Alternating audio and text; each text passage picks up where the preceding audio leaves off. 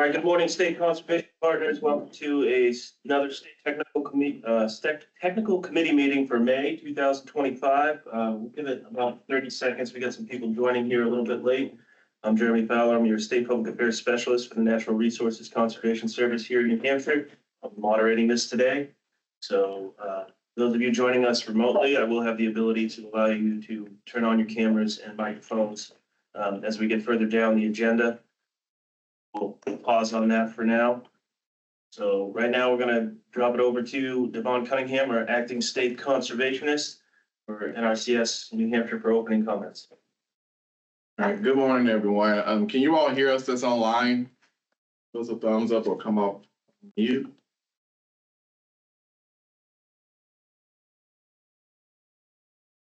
All right, yeah. Thank you, Stacy. Thank you, Marilyn. All right, so good morning, everyone. As Jeremy said, my name is Devon Cunningham. I'm an acting state conservationist for New Hampshire. My full-time role, for those who don't know me, I currently also serve as Assistant State Con for Management Strategy here in New Hampshire. So double duties, but we're going to continue to get the work done here. First I want to say thank you to all our partners.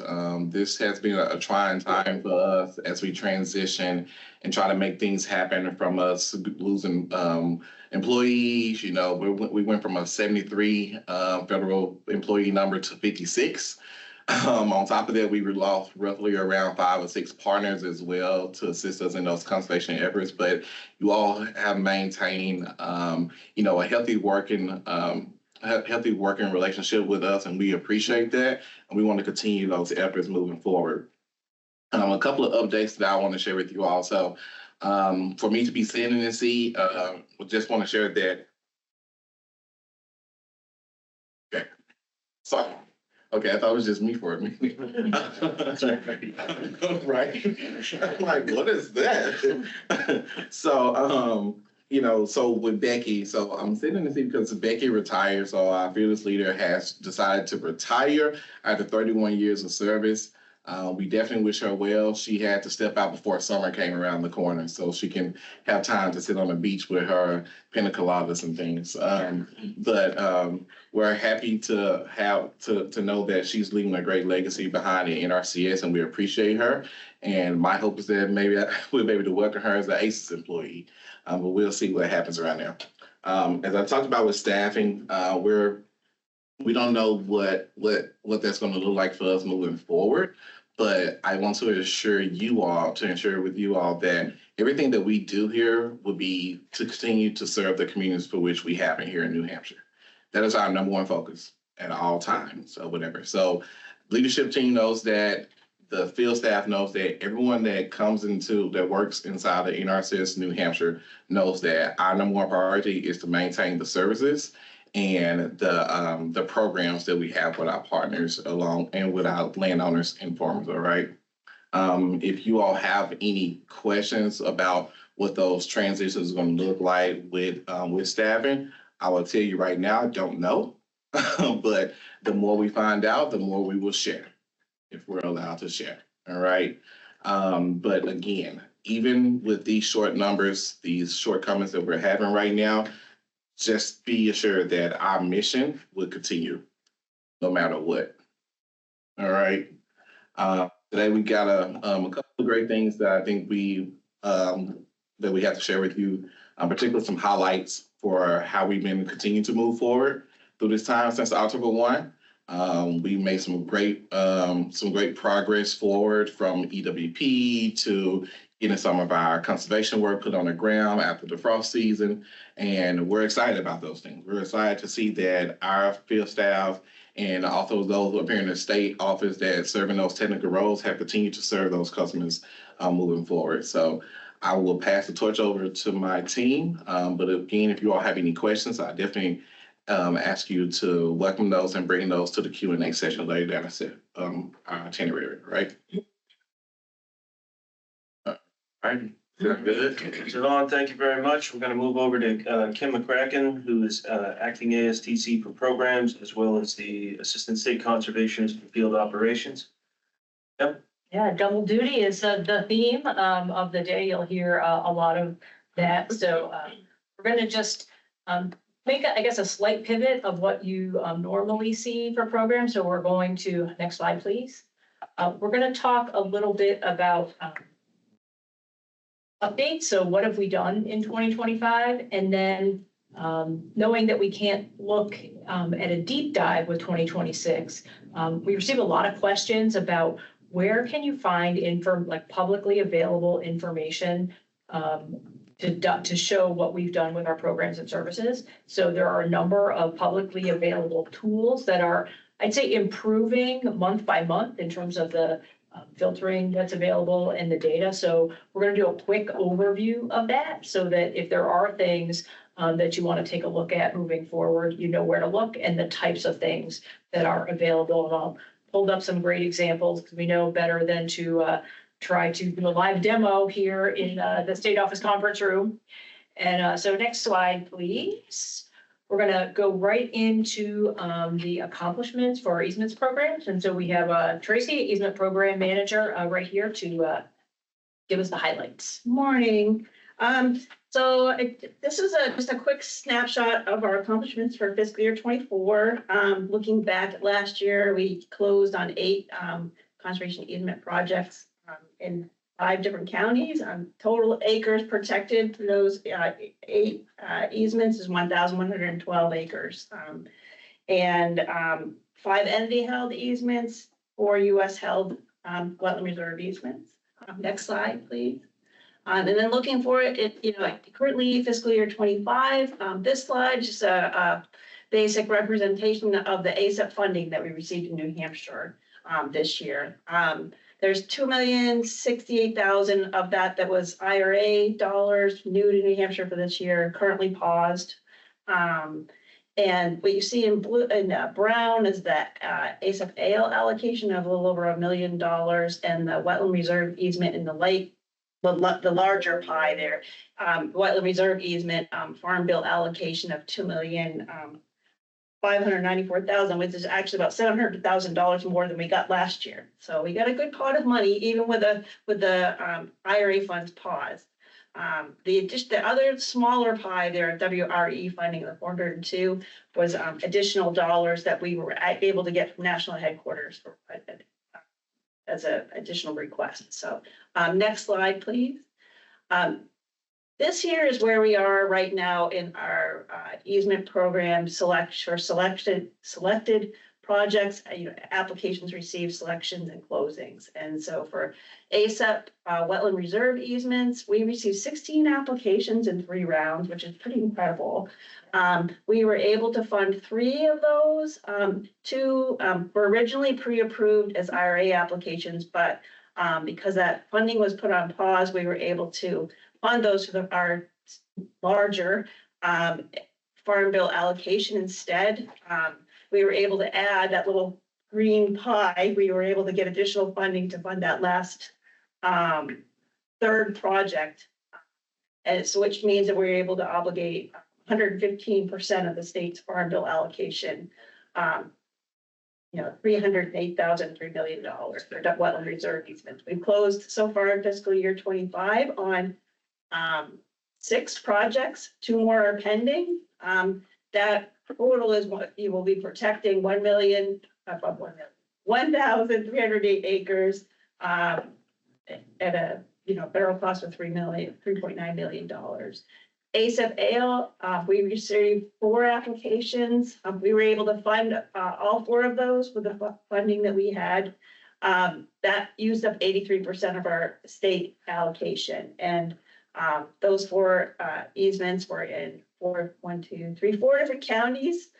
Those applications that were being enrolled are in 4 different counties, 146 acres. And the remaining allocation for ASAP AL we're able to put towards existing projects where the appraised fair market values are higher. So so far for AL, we've been able to close. We've closed 1 project. We have 1 pending that's going to close next week.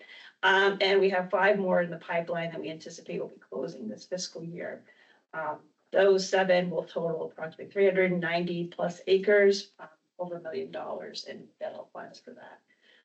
And then lastly, we have two applications we received under the RCPP 18 source water protection project that we have as entity held easements. One of those was deferred from last year. Estimated federal contribution for both those projects is $3 million. Next slide.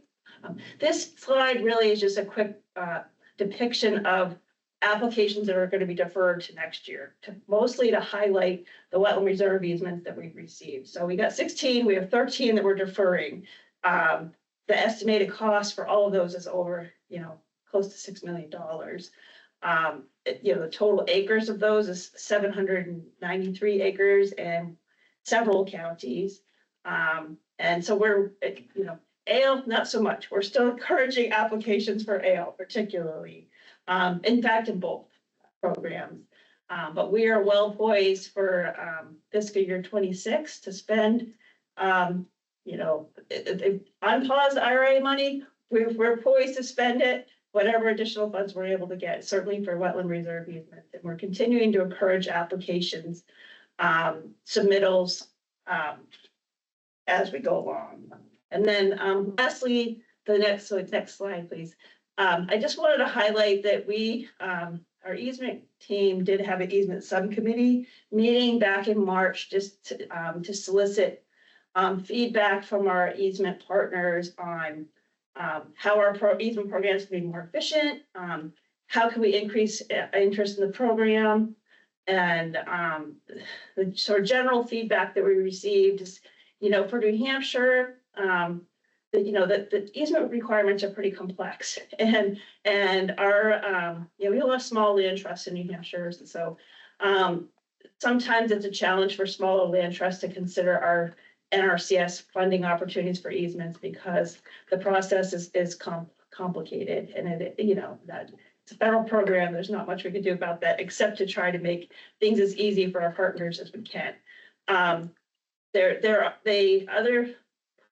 are streamlined options to make things quicker in policy. A lot of our partners feel that those streamlined options aren't a great fit for New Hampshire because, one of the options is to become a certified entity and they're taking on the responsibility of making sure they're doing everything legally along with policy themselves.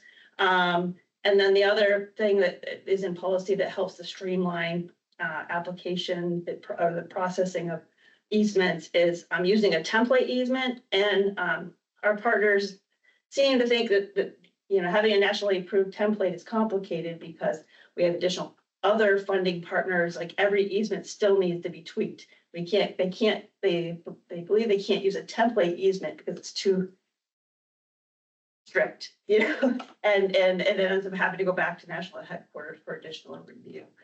Anyways, so and then the other thing that is a big deal in New Hampshire is that there's really limited sources for matching funds. So that especially the entity held easements, NRCS provides up to 50% of the fair market value, and so the partners have to find the other 50%. And in New Hampshire, there aren't a lot of additional funding sources or grant programs that are compatible with the AL program. There's some like the aquatic mitigation funds protecting wetlands, and it's, if you're protected, it sometimes becomes incompatible with the purposes of the AL. So, and then in terms of, they did say New Hampshire's doing a good job in trying to help the entities navigate the requirements. Easements require a fair amount of national headquarters oversight on everything that we do. So a good part of our job, at least for entity held easements, is helping the partners navigate that process. And feedback for wetland reserve easements was basically wetland reserves are U.S. held easements. We're working directly with our landowners on those. And sometimes our partners are able to refer, in fact, relatively frequently now, we're getting some referrals direct from landowners have been referred to us by some of our partners. And the advantages that we currently have is that warranty easement deed is fixed. So, the land, they can give a copy of this warranty easement deed to the landowner knows exactly what they're gonna be getting into. And then secondly, the values for those are predetermined by the area-wide, market analysis, trying to think, the geographic area rate caps. So they know per acre how much money they would be getting up front. The appraisals generally. So I think that's quick, cap of easement program. And I'll pass it back over to Thanks, Ken. Tracy. And I'll hit a little bit more on easements when we look forward with programs. So next slide, please, Jeremy. So I'm going to focus on our land management programs. We are going to talk a little bit about RCPP later, and Matt Brown's going to touch on that for us. So for EQIP, CSP, and AMA, those are really the programs where we focus on doing something on the ground, addressing resource concerns, and making improvements. So we've seen really steady increase in funds coming from headquarters and the demand for those funds. We've offered a huge increase in different conservation practices, scenarios, and enhancements to producers. And I'm sure our friends at FSA will chime in on this, but the number of customers that have come in the door the last few years, in NRCS, we need FSA in their partnership to get customers ready to participate in programs through eligibility. And any customer that comes to NRCS also goes to FSA. So we're seeing a tremendous increase in demand for our programs and services. And a lot of that is due to the efforts of this conservation partnership and outreach efforts that work with our staff, attending workshops. We've done direct mailings of postcards. So we have more producers than I think anybody ever imagined coming in the door as NRCS customers. So we'll talk a little bit about what we've done with those funds and where you can find that additional information. So let's take a look up next at where we are in FY 2025. So our big three programs are agricultural management assistance, and that's a pretty small program in New Hampshire that focuses on risk.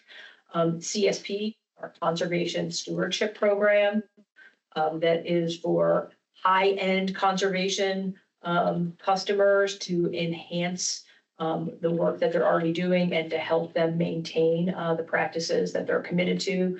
And then our flagship program in New Hampshire is the Environmental Qualities Incentive Program. And that's where we really address resource concerns to try to make things better for soil, water, air, plants, and animals, and energy, humans, all the things. So if you look at the program name, you'll see what our initial allocation was. So we were allocated around just over $20,000. Fortunately, I have a printout, Jeremy, so I can still see my slides. What you'll see for an adjusted allocation. So we had such high demand for EQIP this year that in our first round, we expended all the funding, almost all the funding available, and we had to go back and ask for additional funds to be able to cover those applications. So for a total of 309 contracts at that point, we've increased that. So this data is probably like a couple weeks old. I want to talk just briefly about that increase in EQIP. So we're kind of between farm bills right now. So we do not have a new farm bill yet, and we're still operating, you can tell, off of the 2018 farm bill. So that's why you see AMA 2018, CSP, and EQIP. So for this year, while there is a contract limit of $450,000, customers were able to have multiple contracts.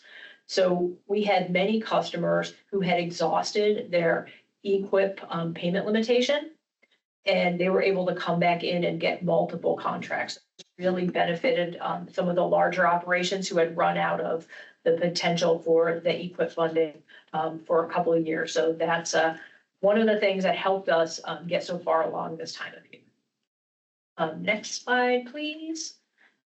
We'll dig into what people wanted and everything, but I just want to give you a couple other, high cut messages.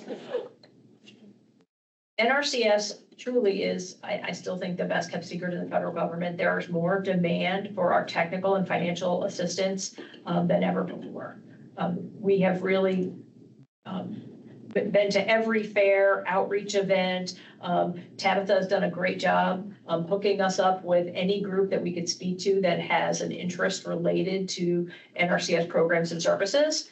We have a significant backlog of applications. So there are many people who are so used to getting funded, every contract funded in New Hampshire for quite a long period of time. In 2025, not only have we obligated more dollars than ever, we have applications approaching 500, and we still have 4 months left in our fiscal year. We really want to thank the conservation partners and folks who invited us to participate in outreach events to bring those customers in the door. And again, that farm bill payment limitation expiration has truly benefited a number of our customers, and they're very grateful to be able to have that money during these challenging times. So up next, I want to pivot a little bit to where do we find the information regarding what NRCS has accomplished, or what is the demand for practices and programs across the state. So you'll see the URLs are up there. So on farmers.gov data, and then there's also another way you can go in is through the RCA data viewer. And so both of the links are there. I think Jeremy's popping them in the chat.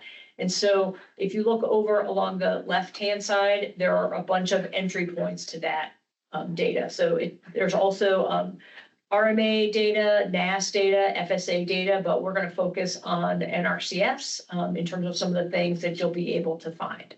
So next slide, please. So you click on NRCS. This gives you an idea about the types of reports that are available. We don't have 3 days here, so I'm just going to focus on some of the things that I think really tie closely to the story in New Hampshire with our financial assistance and technical assistance. And then it'll go into some of the things that the tech team is going to talk about some of the key programs and services we offer on the technical side. So we'll talk about the financial assistance programs, obligations, easement programs, and then those conservation practices applied. So next slide, please. And I just pulled up some graphs so you can just get a sense of what you are able to see if you dig in. So we'll go back to what Tracy was talking about. So with our easement programs, this view gives you a sense of the purpose of the easement program, not necessarily the names that we're all used to. So if we look at this particular graph, the focus of the easement, whether it's ag, floodplain easement, protecting grasslands, wetlands, this gives you the acreage of current easements in New Hampshire funded through NRCS programs and services. While we do have easements on forest land, the purpose of those easements is not to protect forest land. So many of our wetland easements are on forest land. Next slide, please. And so this gives you the same data, but instead of acreage, it gives you the number of individual easements. And for a tiny state, I think we're doing an amazing job. Next slide, please. So one of the questions I get asked on a regular basis, especially from statewide partners and folks around the state, is what practices have been installed on the ground. So I know this is a little bit of a busy slide, but if you get into the RCA data viewer and you dig into practices, so this particular tiny little pie chart in the southeast corner is the New Hampshire top 10 practices applied with EQIP by acres for the years of 2020 to 2023. The 2024 data and newer has not yet been uploaded into the RCA data viewer, but with the filters, you can look at any state in the nation. You can select the years of interest.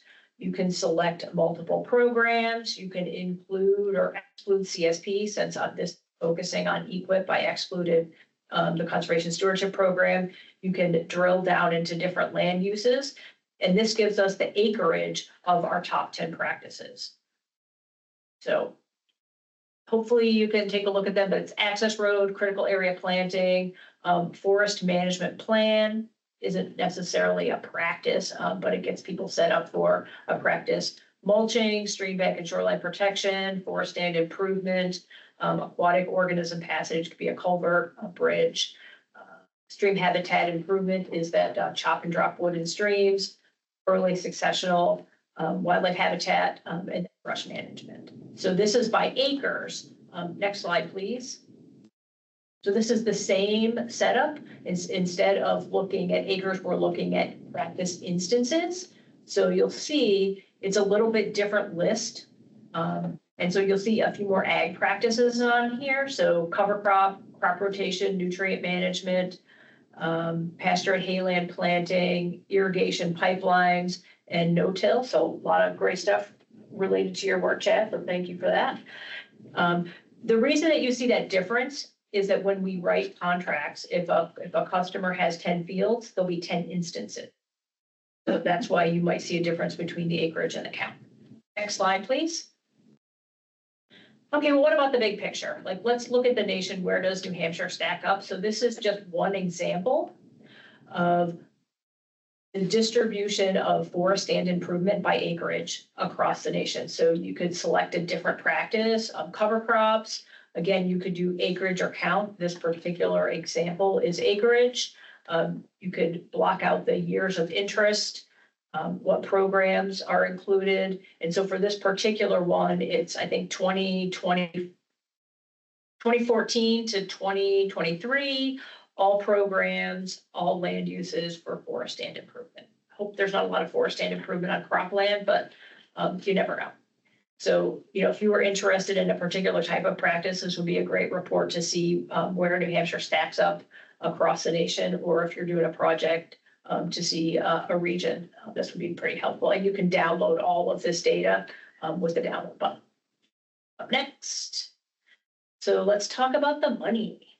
So for this particular example, we're looking at the funds that New Hampshire NRCS obligated from 2014 to 2025. I put the 18.5 million, that's our current number for CSP, EQIP, and AMA.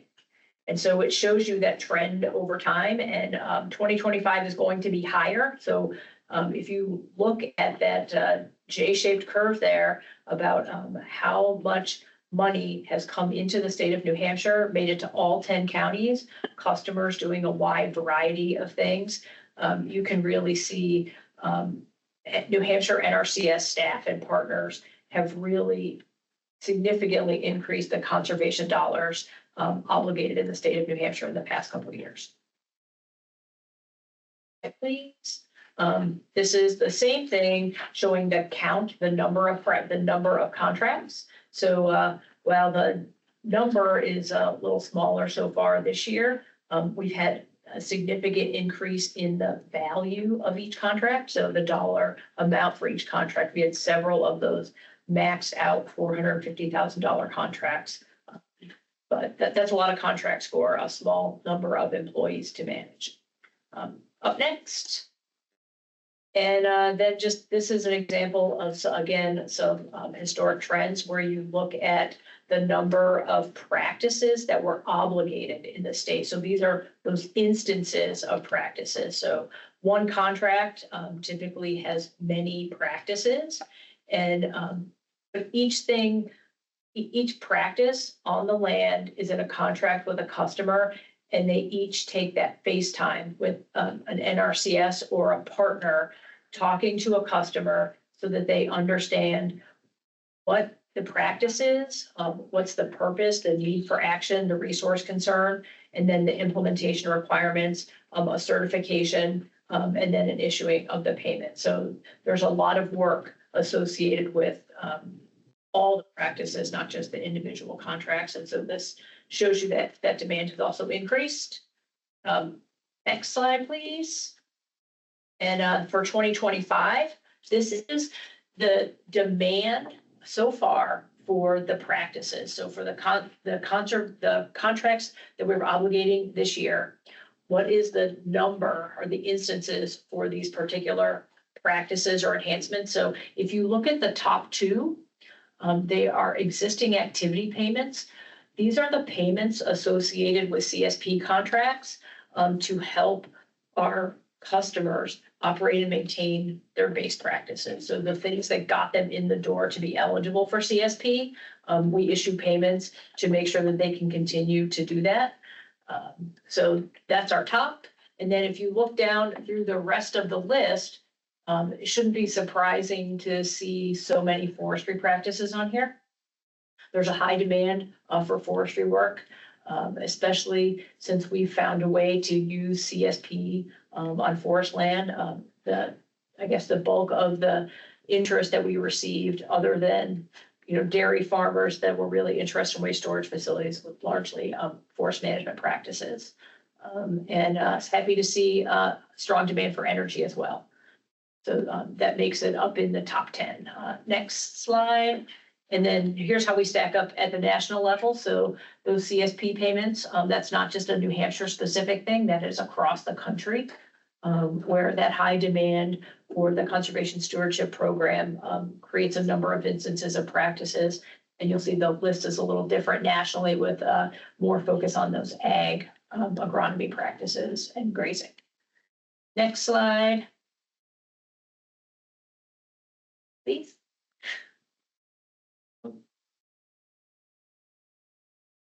This is dollars. Oh, dollars. Okay. Same type of information with dollars. So this is the national level. So the dollars obligated for those practices. We have just the New Hampshire look. And this is the demand by dollars for practices in New Hampshire. So I do want to call your attention to the top practice, which is restoration of rare and declining natural communities. And then a few items down is aquaculture, biofouling. And so those are related to oyster restoration. We prioritized that as a key practice for clean water, wildlife habitat, restoring critical communities, ecosystem, and also for livestock production, which oysters do count as livestock for USDA. So this was a quadruple win for New Hampshire, for Great Bay, and for NRCS programs and services. And then you can see waste storage facilities and the companion nutrient management practices were in very high demand this year by obligation. And I think hope you enjoyed the wild ride of the program information that's available for the public on our resources. There are some limited reports available at the county level. I know many local work groups have asked for, how do the 10 counties in New Hampshire stack up compared to each other. Many instances of that data are suppressed. So you might get data for like 8 of 10 counties or 3 counties. So they are steadily rolling some of that out. There'll always be some data that's suppressed, making it a little bit less useful than we would like for some of these purposes, but they are improving the availability of that data on a regular basis. So I hope if it's something of interest to you, you'll give it a try. You can certainly reach out to the state office here, and we have a couple different folks who will be able to help you drill in to find what you're looking for. And then for 2026, so we have the data that we can look at. During this particular meeting, we're going to hear from local work groups. And so Ian is going to report that information. And then we look for your feedback through this committee and through our subcommittees to help us plan what we're doing forward, moving forward. And then we take that information along with the potential for a new farm bill and any type of new priority set by the administration. And we use all of that information rolled up together to help us march forward with 2026. So we'll continue to factor all of these approaches in. And there are also a number of new things that are brought to us by partners and other members of our community. And so up next, we're going to hear from tech team members who are going to talk about some of those strategies and things that we'll be hearing on a regular basis. So I really want to thank everyone who made it today, either online or in the room, for your contributions to our shared success. I think we're really on track to have a banner year, and I really appreciate it. Thank you. Thank you, Kim. All right, up next, we're going to hand it over to the State Resource Conservationist, Don Husted and his shop to talk about what's going on in the resource side. Great, well, thanks, Jeremy, and thanks, Kim. I really want to echo Kim's comments here this morning, with the tremendous upswing in work that's going out on the ground. I just want to let partners know things are going great. It's really great to travel around, meet with producers, woodland owners, and hear about the difference the staff is making out there. Things are going really well. We've never had more work than this, and we're hyper focused right now on getting that work accomplished and getting it done really well. So we're full steam ahead on that right now, getting implementation requirements into hands of farmers and woodland owners so that they can start their project, getting them those technical requirements, listening to their problems and trying to adjust. And so really right now at this point in the year where we are at the State Technical Committee, we want to think about looking forward a bit into FY26. So what's going well, what could be improved, where can we get some input? So there's a variety of ways we get input. And what we want to say is that if you haven't had a chance to get to one of our subcommittee member meetings, or talk to some of the members on those committees, it's okay. There's still time. Please reach out to us. That's one of the messages I really want to leave with is that this is our iterative process and we have an open line of communication with just a lot of great partners. And so going back and forth and over the time we've worked on a number of these practices, things change. So we make tweaks and that's just part of this process. And so we're continually doing that and really excited to kind of continue to do that into FY26. So we've just got a few slides here this morning to kind of highlight a few of those items. And we kind of just jump in for Jeremy and take a look at the next slide, please.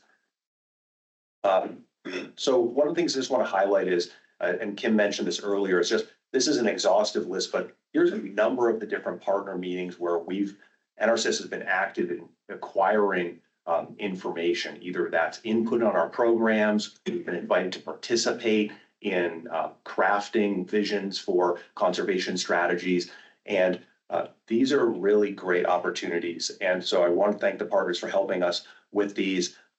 And this is a great opportunity not only to meet with practitioners, but other woodland and agricultural landowners. And a lot of times, some of the best information we get at these is, you're at a break, you're having a cup of coffee, you're just working together, talking about how's it really going? How can we do better? And so that's really what I want to highlight here is that there's just a really wide variety. This is an exhaustive list, but we've really tried to think about a number of things out there in the landscape. So working with our technical service providers, that's a big piece of our forestry workload here. We have as many technical service providers really as almost any other state in the country, if you can believe that, in forestry. That's a very active program. Really thanks to UNH, they've hosted Forest Stewardship Committee with the Forest Service with us, the Black Fly and Mud Season Breakfast, where we get to talk to many of our technical service providers about how it's going. As you know, they write a lot of plans for us. Forest plans that really are the key first step in getting us going in our forest program for New Hampshire, which is, of course, more than 80% of our state. It's a big part of what we're doing. Woods and water, we're hearing a lot about just more rain all the time, of course. And so how do we think about our forest lands, our upper landscapes, absorbing more of that water, keeping it in place and reducing damage lower on the landscape?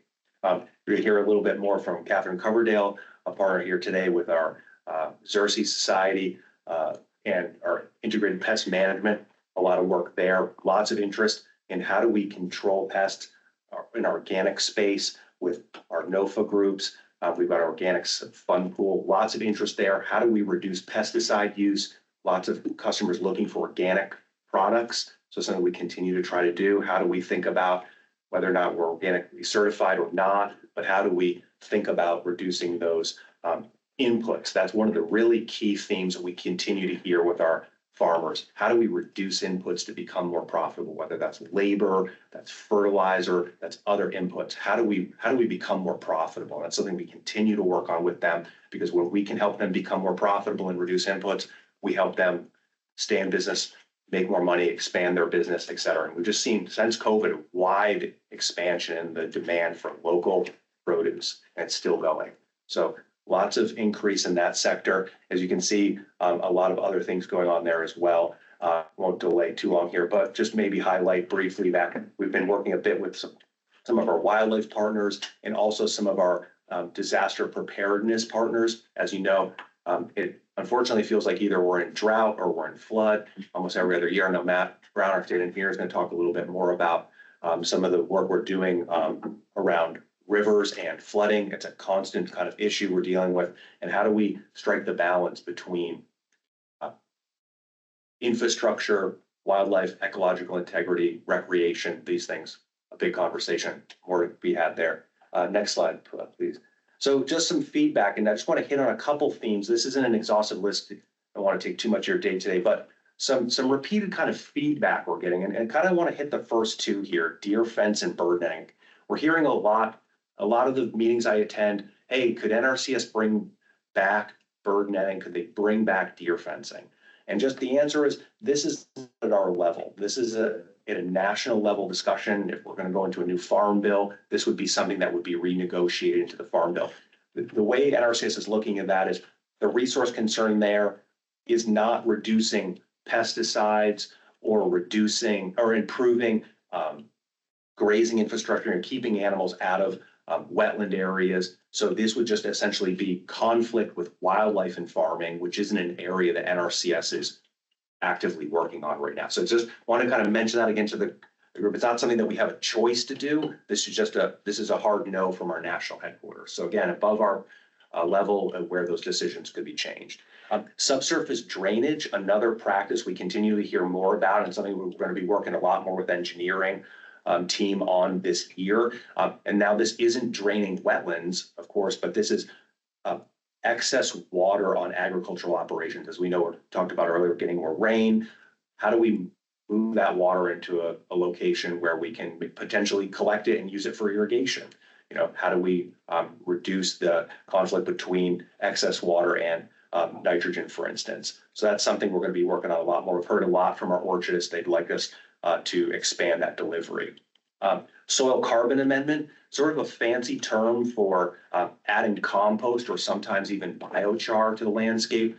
This is a relatively new practice for NRCS and something that a lot of folks are interested in, and we've seen quite a dramatic upswing in the uptake of this practice. So more discussion there, and Chad Cochran, our state agronomist, has been working quite well on this, and we've got a lot of interest. And so how do we improve that organic matter on those veggie operations that are getting a lot of tillage? You know, how do we help them hold more moisture in the soil?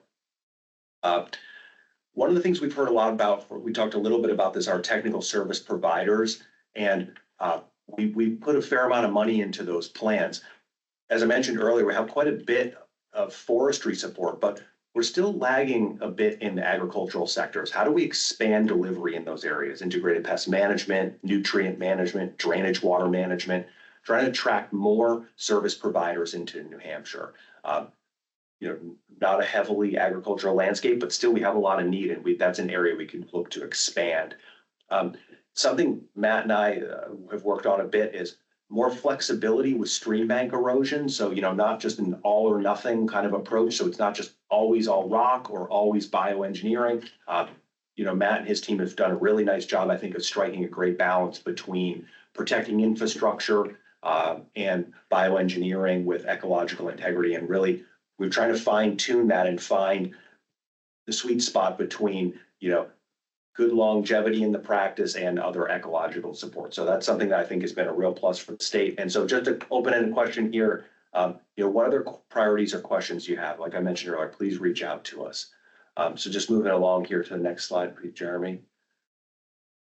Okay, great. I'd like to turn it over now to Heather Grievous, our GIS specialist. We want to talk just briefly here this morning about an opportunity that we've used in the past to purchase new LiDAR information, digital products. I think we've worked quite a bit with Forest Service and Department of Environmental Services on this. So over to you, Heather. Thanks. Thanks, Don. So yes, for those of you on the call, I'm Heather Grievous. I am the state GIS specialist here for New Hampshire NRCS, giving a quick update of some geospatial assets we're looking to invest into in the coming year. So we've done this in the past.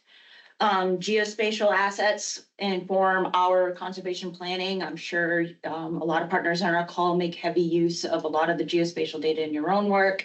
NRCS here in the state, we have some capability to help support the production and improvement of a lot of that GIS data.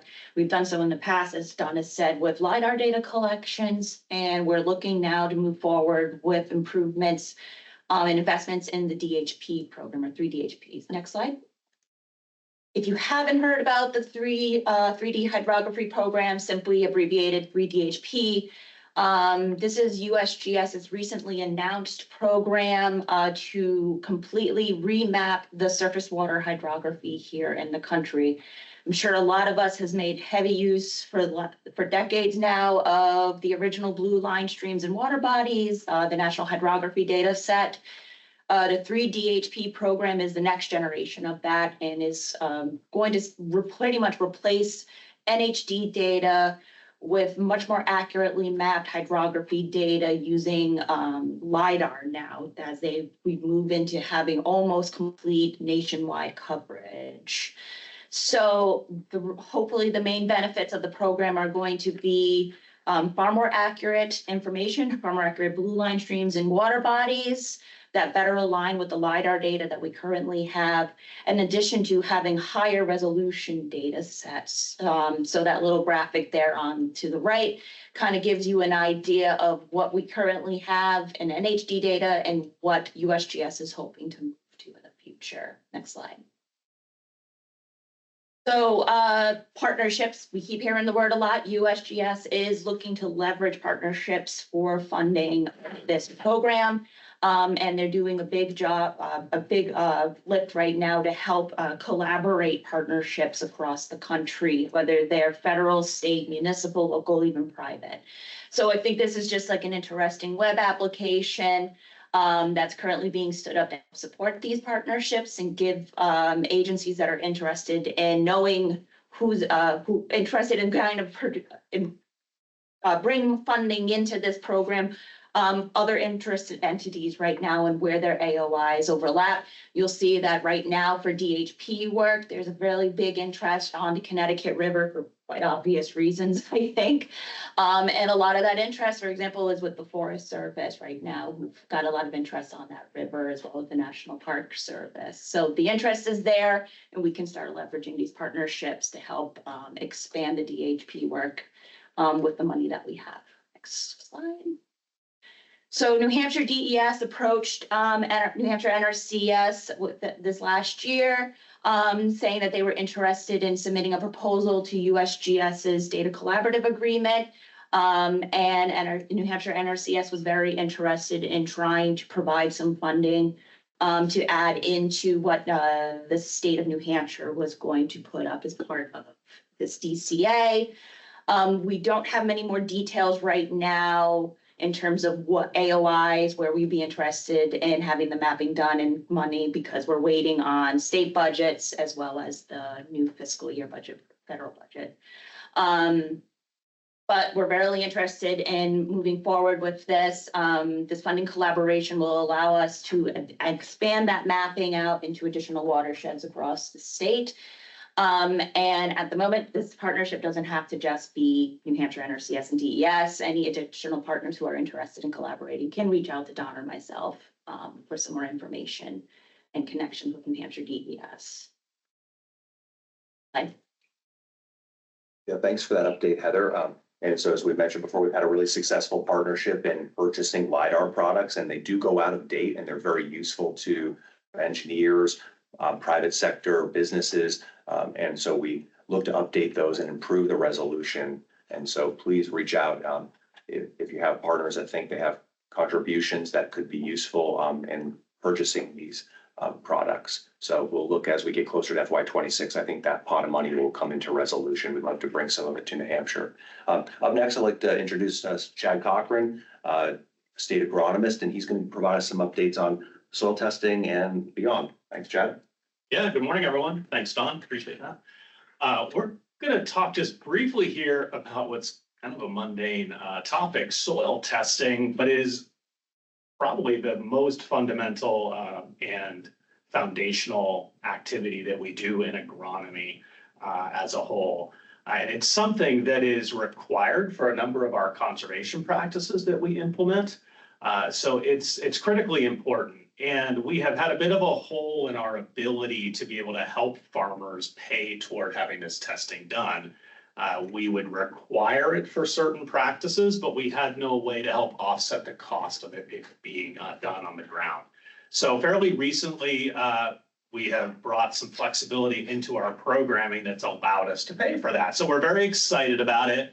It's also a great opportunity for us to partner with the labs or UNH extension on the tests themselves, and also the information they're providing to landowners that we're working with. So we're able to now do basic soil testing, which is under the soil and source testing for nutrient management. So that is your essential chemical results. So we know in the soils what the nutrient levels are. And then we can also do testing to determine the health of the soil. So not just the chemistry of the soil, but also the physical properties of the soil and the biological properties of the soil, really giving a full picture of how healthy the soils are for agricultural purposes generally. There another bullet after that, Jeremy? There we go. Yes, so the work can be completed by qualified individuals, which is kind of built into these activities, what a qualified individual is, but it's relatively flexible. I'm not going to get into all those details. Flexible enough that in some cases farmers can take the samples themselves and then work with extension, for example, to meet that qualified individual benchmark. So we're excited that we have flexibilities there in not only having the tests, but also in the people that can take them. And we get a report back on the sampling, not just the test results, but where they were done and how those samples were taken. So we have a bit of a picture. The reason that this is important is if you had eagle eyes, you notice that in some of Kim's slides, waste storage facilities and nutrient management were very popular last year. Those are great examples of practices that require soil testing. Really, whenever the NRCS or anyone in agronomy is working with adding amendments to the soil, fertilizers, lime, compost, those sorts of things, we need soil testing. So nutrient management is an obvious one that gets tied into waste storage facilities. Those two go hand in hand, but also practices where we're seeding. We're doing a hay seeding or a crop rotation where a farmer's going to plant hay or a pasture planting, and they're going to be required to do some nutrient additions to the soil for that seeding practice. We need soil testing. So it has been needed for a very long time. We're very excited to have it available. Next slide, Jeremy. Another avenue we can take with being able to pay for soil testing now is we can pay for what's essentially higher resolution soil testing on larger farms, generally larger farms or larger fields. These are some large crop fields in New Hampshire. And instead of taking 1 or 2 samples on a large field like that, we're able to use GIS, break it up into smaller 2-acre subfields and test each one of those independently and know the nutrient levels within those smaller subfields. So we can see trends around the farm. This is phosphorus levels that you're seeing right now on the screen. And we can see where there are high phosphorus levels, low phosphorus levels. And the beauty of this is that you can have equipment on the farm that then is tracked by GPS, and you can apply nutrients at variable rates. So as Don was mentioning, trying to save farmers money, make them more productive, and at the same time, make sure that we're targeting nutrients where they're needed and not where they're not, so that we have fewer losses to the environment. It's really kind of a match made in heaven. And it's bringing this technology to farmers we're very excited about. Extremely common in the Midwest, not common around here because it is rather pricey, but we can help get it on the ground. And this is a great conservation improvement. And the shape of that field, that makes it a little trickier. Yes, yeah. So this is our foray into what's called precision agriculture. These are gridded soil samples. You can also do them in zones, but it's all tied into GIS and really a combination of productivity and conservation. Yeah, thanks for this update, Chad. You know, and another thing we kind of mentioned earlier, talking about technical service providers, private sector specialists helping is a big piece of this, right? So getting those gridded soil tests done and analyzing that information, right? And attracting those types of services into our state. Exactly. It is something, you know, we really need some partner help with, but hearing some rumblings that precision ag maybe a focus or a highlight of the new farm bill as we kind of look at thinking about a new farm bill. Again, you know, we've all heard about in the news, you know, fertilizer costs getting more expensive. As Chad mentioned, you know, great way to hopefully reduce those inputs and become more profitable. So again, just kind of looking for some broader support from this state technical committee today about soil testing. You know, we have some farmers that don't feel the need always to be soil testing as much as they should be, really, to install the practices. And so something we're really asking for is, hey, we really need that soil test information up front before we can make these kind of recommendations for you. It's just really a key foundational piece, as Chad mentioned. So kind of going back to basics on a few things here, but I think it's an important one. So Jeremy, up next here, I'll be just giving a few comments here about a new practice for New Hampshire NRCS and really for the country in general. This has been a bit more out on rangeland, but virtual fence. And so for many folks in the room, they're probably more familiar with the invisible dog fence, for instance. That's exactly what we're talking about here, but for livestock. And so this is going to be a new practice for fencing and prescribed grazing as we look into FY26. So give you a few highlights on that. Next slide, please, Jeremy. So essentially, we're talking about animals wearing collars, which provide them a tone or a signal, a sound as they get close to this boundary zone, as you can see in the schematic here. And that boundary zone has some thickness to it and is delineated on your smartphone, your tablet, your desktop computer. So again, there isn't any fence in the field. And one of the benefits here is, of course, you don't have the upkeep and expense of all the fence, but you can adjust these areas remotely. And so these fencing products are delivered really in two ways. One is with cellular signal and the other is with a GPS type base station. So there's really about four companies out there right now competing in this space and offering these opportunities. So as the animals become trained, and these companies provide some training just similar to training your dog to the invisible fence, if they get too close to this boundary zone, there's an impulse they receive, an electrical impulse to have them back up.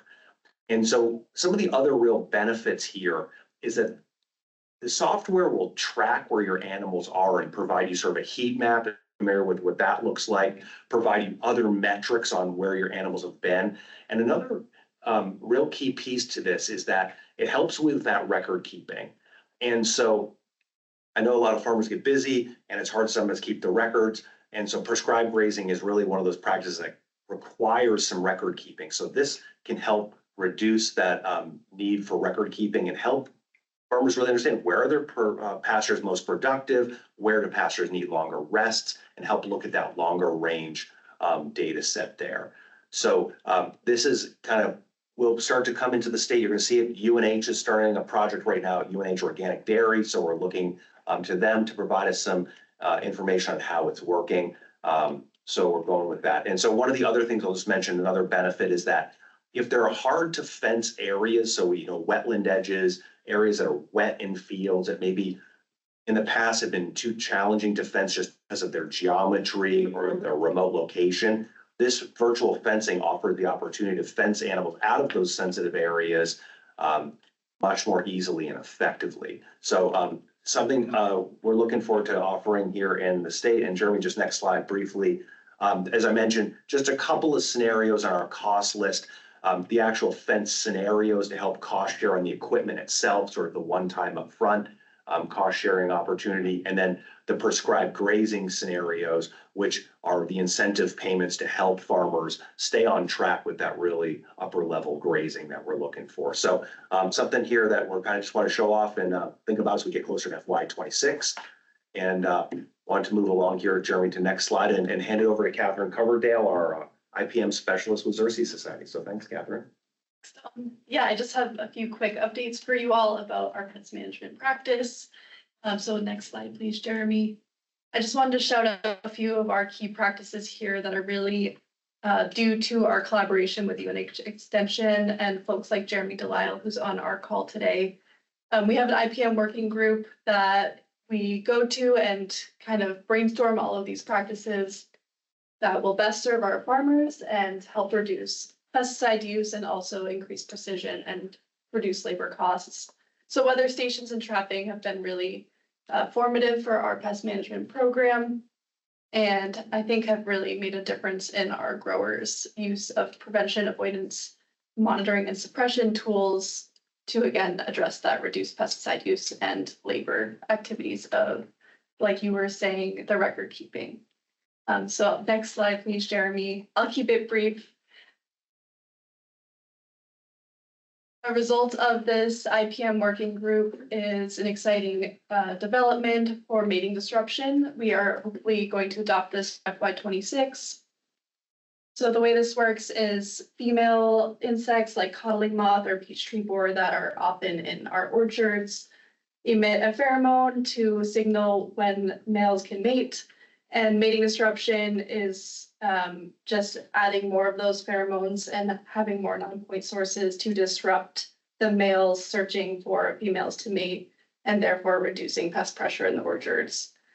These are non-pesticide pheromones, so this greatly reduces pesticide applications in orchards between 50% to 100% based on the historic pressure of an orchard and the past use of this practice. So just really quick overview, mating disruption is really exciting development we will have for FY26. And again, big thanks to our working group partners like Jeremy and some other growers in the state. Great, thanks, Catherine. That's all our updates for this time. So thank you. Back to you, Jeremy. All right, thank you so much. That was an awful lot. I think for some of us in the room, do this every day, kind of digesting that pretty well. For others, maybe not so much. So I think we're going to take a 10-minute break right now. We are running a little, right about on time, but after that, we're going to hit EWP updates with our engineer team and then get right into farm service and rural development. Sound good? I can do So EWP. we'll do 10. It's only take like 5 minutes? Okay, yeah. All right. All right, engineering's gonna Sweet, sorry to delay us. No, just kidding. Go ahead. But yeah, this will be super fast. Just gonna kind of share some updates on our EWP projects we got going on. The past 2 years, benches, that's so sweet. The past 2 years or a year and a half, so we've had about 2 storms where we've had requests from sponsors for the program. You can go next slide, Jeremy. As you can see from this list here, these are all the towns that requested assistance. Unfortunately, we had several towns that didn't meet the requirements of the program, but we did have 2 that we were able to help out, Gorham and Bartlett. Those were from the December 23 storm. The Gorham sites are completed as of last fall/winter, and the Bartlett is ongoing. Design's done, it's in permitting, and we're hopeful that we'll get that through construction this fall. Next slide, Tim. So these next 4 slides will just be the sites we're working on in Bartlett. A lot of stream bank stuff. So it's clearly a stream bank that was eroded, protecting some houses there. Go next slide. That one's from across the view. That one's protecting the roadways, like about a foot from that riverbank there. It's starting to undercut. That's one of our priority sites we're trying to get through as well. Again, and still in permitting. Next slide. This one is unfortunately because we can't repair infrastructure, we can't replace the road that's there, but we can try and remove some in-stream debris that is causing that erosion in our thought. But again, that's with permitting, and that one gets tricky because the permitting agency is kind of pushing back against our proposal. But we will do our best to work through that. Here we go. This is the last site in Bartlett. Kind of, again, another stream bank that's eroding. We recently did repair work in this site just a little bit further down, but as we know, it's continually just chase erosion with riprap as we work our way down. Next slide. So here's onto some of our wins. This is the first Gorham site. The photo on the left is looking downstream. The photo on the right is looking upstream, so it's not kind of a 1-for-1, but it is the same spot. So you can see kind of in the top right corner of the left photo, there's a house right there, and they were about a foot or so from the stream bank. And I think the initial stream bank was like 30 foot into the river prior to the storm. So their house was very much in danger of being washed out on another storm. Luckily, we were able to do, kind of like Don said, try to incorporate more non-riprap practices, which again was also a requirement from the permitting agencies. So we kind of incorporated as much as we can. You can see the trees and the kind of like the choke riprap to try and allow some things to grow in there since it's above the normal high water or ordinary high water mark. Next slide. And this is probably the bigger site. We had a house that was literally hanging over the river there, condemned. But we were able to go back through a similar thing, riprap the entire thing, but above the ordinary high water mark, we were able to do some plantings and some choke riprap. They demolished the house, and the town was able to use the EWP program to buy the land and put it under conservation easement. So no one should be in danger in that site ever again. And that kind of it. Those would be quick. I mean, All right. No further ado, I suppose we will take. yeah, we'll take a 10. You also, it's 10:05, so if everyone can be back at 10:15, so we can start back up at 10:15, be great, appreciate it. Also, there's coffee, a blueberry coffee cake over there, if you would like some. And also, we should be having coffee inside there if you want to get a refill of your coffee, your caffeine for the morning. All right. In the kitchen. All right, so for those who don't know where the restroom is, the front door that you enter, when you walk out the door, just keep walking back down. As soon as probably maybe 30 feet to your left, you'll see the restrooms there for you to utilize. All right. All right, thank you all. All right, yeah, we'll have a session for questions towards the end here, but if you're thinking of any right now, you can put them in the chat for our online audience, we get to the floor. We'll take them in person here. All right, everybody, welcome back. Hope you were able to take some time. This now, we're gonna move right into other USDA agency updates, and up first will be Marilyn Milne, the Deputy State Executive Director from Farm Service Agency. Marilyn, are you out there? I am here. Good morning. Good morning. How is life in FSA these days? FSA, going well. Thank you very much. The sun's out, so we're on a good roll here. 2 days in a row. We'll take it. 3 days in a row. Take it. Keep it coming, please. I know, right? I have just a few slides to share with folks for some quick updates from the Farm Service Agency. So I can just get a thumbs up when you all can see my slide. Yep, we see them. Awesome. Okay, well, thank you and good morning, everyone. I thought I'd start off, my name is Marilyn Milne. I'm the Deputy State Executive Director with the Farm Service Agency. I'm also the Acting State Executive Director while we're waiting for our new State Executive Director to be appointed. And I thought I'd start off today with some updates on current programs that we are either in a sign up for, or maybe our county offices are working through some current activities for those programs. I've got them here in chronological order as best as I could, and just given the quick update, provided some links to some fact sheets as well to go along with each of the programs. I did share these slides with Jeremy, and Jeremy, if you don't mind sharing this out after the meeting, that would be great. Absolutely. Thank you. So the first program I just wanted to mention quickly is our Conservation Reserve Program, CRP.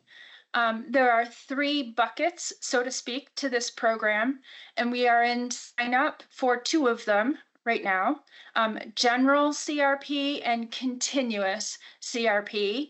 We're taking applications for those 2 programs. The deadline for those applications is June 6th. Once those programs are wrapped up and we sort of see where we're at with things from an acreage and enrollment perspective, the department will then look at potentially announcing a grassland sign up after that. I've provided a link there to a fact sheet for the Conservation Reserve Program if you wanted some more information on it. I'm happy to answer any questions towards the end as well. One of our big annual activities, acreage reporting and production reporting for our farmers and producers. Every July 15th, we ask producers for eligibility purposes for a number of our programs to report what they have planted on their farms and report their prior year's production, crop production. And so that deadline is July 15th. County offices are ramping up, gathering those reports from producers. And certainly we have a pretty big crunch time as we get closer to that July 15th timeframe. Again, a couple fact sheets there for you with some more information on acreage reporting and production reporting as it relates to our non-insured Crop Disaster Assistance Program, or NAP. We have an ad hoc emergency program that we've been administering in the last couple months here. The Emergency Commodity Assistance Program provides relief for impacts from increased inputs, costs, and falling commodity prices. It's specific to the 2024 crop year. So if a producer had planted a particular commodity, that they would be eligible for a payment based upon a specified rate. So the ECAP program goes through, sign up goes through August 15th. And again, a fact sheet there for additional information. On May 12th, Secretary Rollins announced much anticipated supplemental disaster program, sort of a set of programs that will be rolling out over the late spring, early summer season. The initial announcement included a tentative timeline for how that program will roll out. There are maybe 4 phases, if you will, to address different needs associated with disasters from 2023 and 2024. The link that you see there is our customer-facing page that provides more information on what that tentative time frame looks like, as well as some potential program information. So don't have a lot of details yet for what that will look like or what those individual programs will look like, but certainly looking forward to getting that assistance out to producers.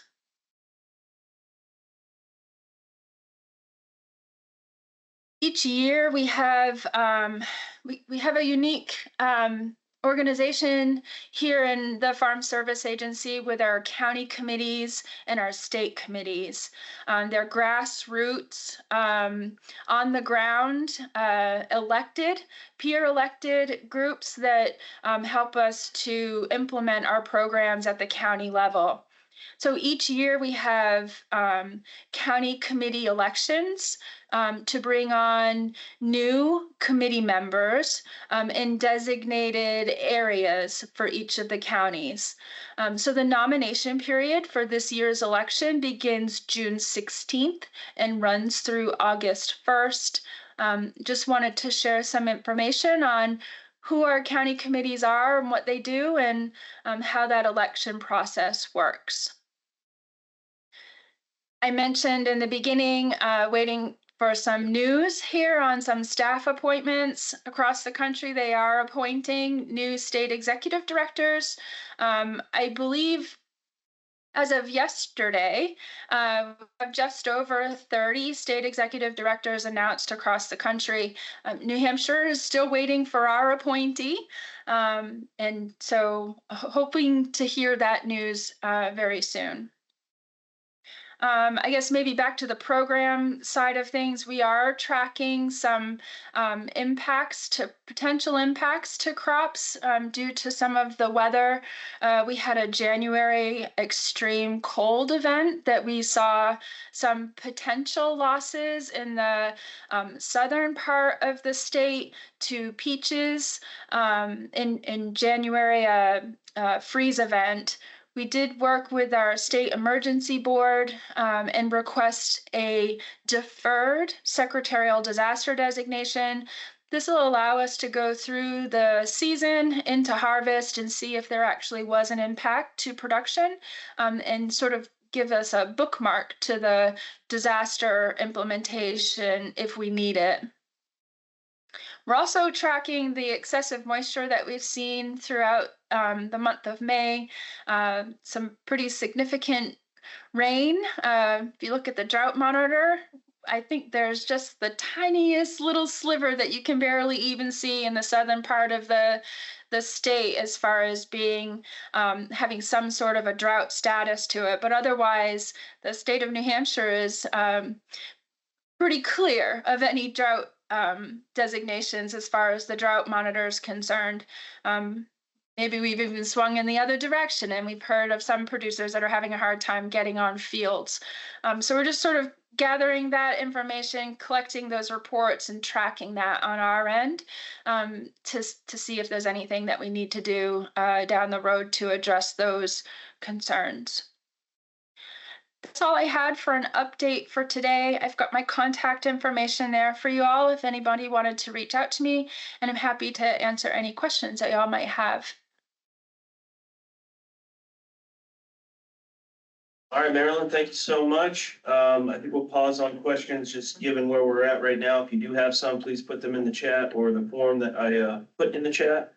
And other than that, I think we're going to move on to rural development. And for that, we have the new state executive or the director for New Hampshire and Vermont, Patrick Soprano. Soprano.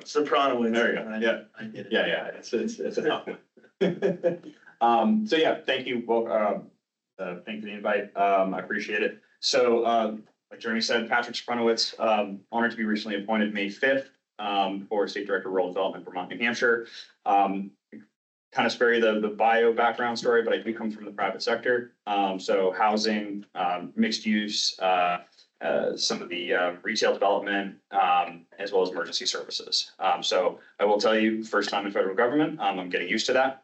So it is a pretty cool experience. It's an honor to be appointed for this position. The proverbial drinking through the fire hose thing has been hammered into me. So it's cool, as well as the acronyms. That's another one.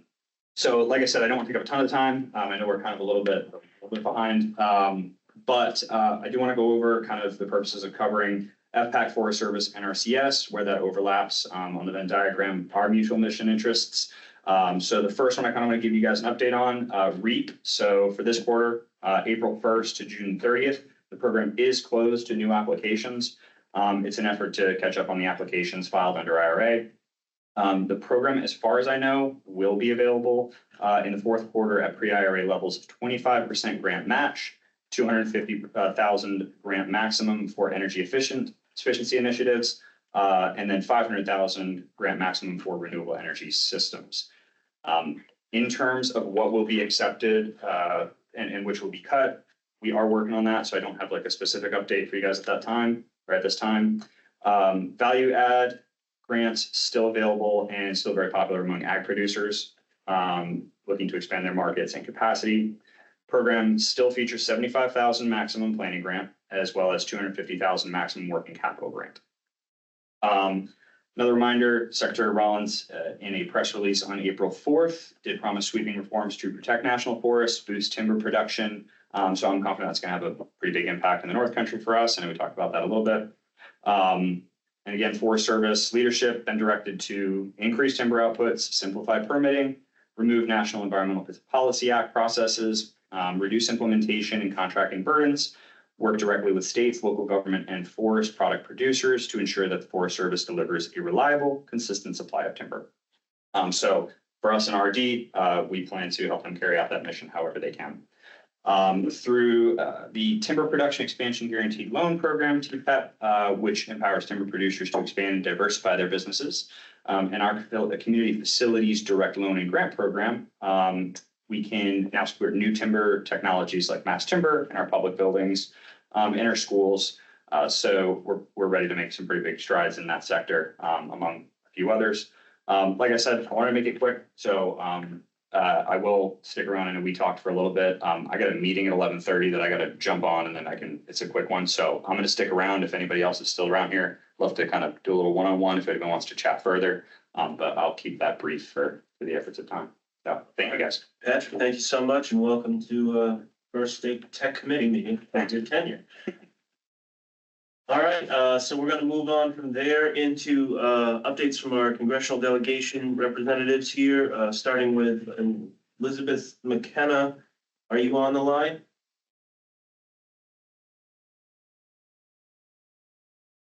I'd actually have to allow her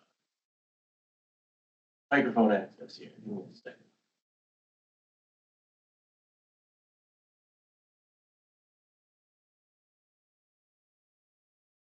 All right. Like me. All right, Elizabeth, you should be able to jump on with us now.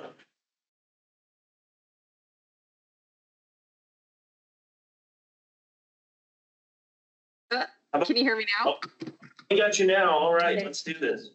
All right. So quite a bit has been going on since we last met. For starters, Senator Shaheen announced this is going to be her final term, and she is finishing out her full term, but not seeking re-election. But since then, she's also taken on the ranking Democrat or top Democrat on the Agriculture Appropriations Subcommittee.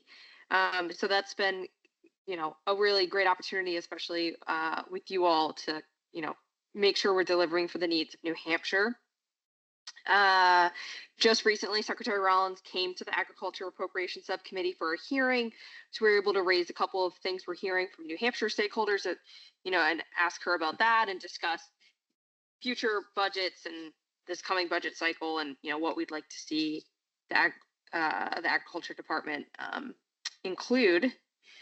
She's also sent a number of letters, not only to Secretary Rollins, especially about different food assistance programs that have been frozen, about childcare programs, and the disaster assistance funding. That's something we've been tracking really closely and working with the State Ag Committee and lots of partners on this call to make sure that that money is getting delivered quickly to New Hampshire. She's joined a bunch of different legislation since we last chatted, Protect Our Parks Act and the Save Our Forests Acts to, help with the staffing levels, restore staffing levels to make sure that resources are available here in the state. She also reintroduced the Snow Survey Northeast Expansion Act, SNOTEL, which we discussed when she introduced it the first time, but that would bring some snow monitoring to New Hampshire and the Northeast through NRCS programming.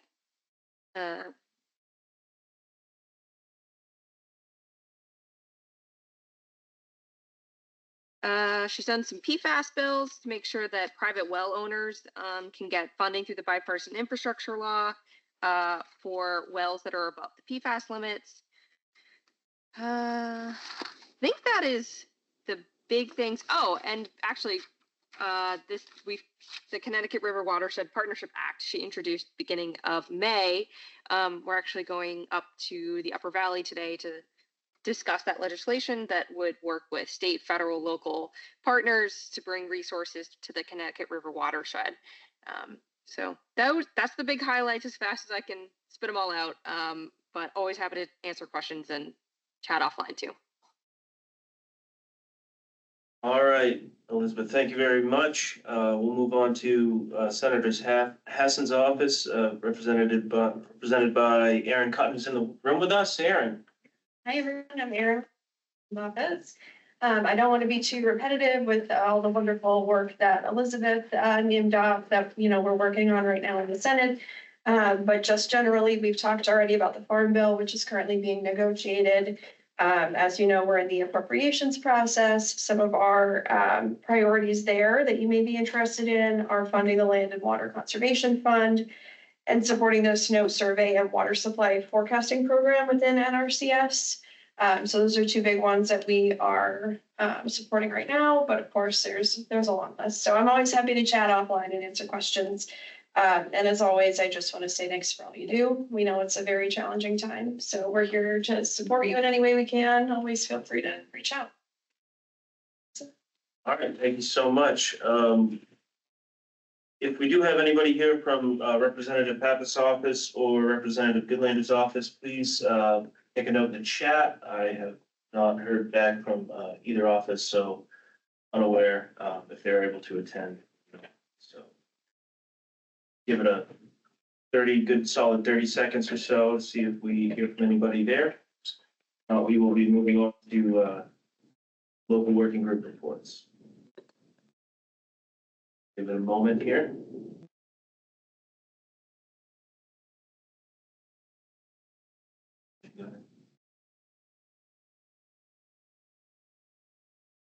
Getting back on schedule though, how about that?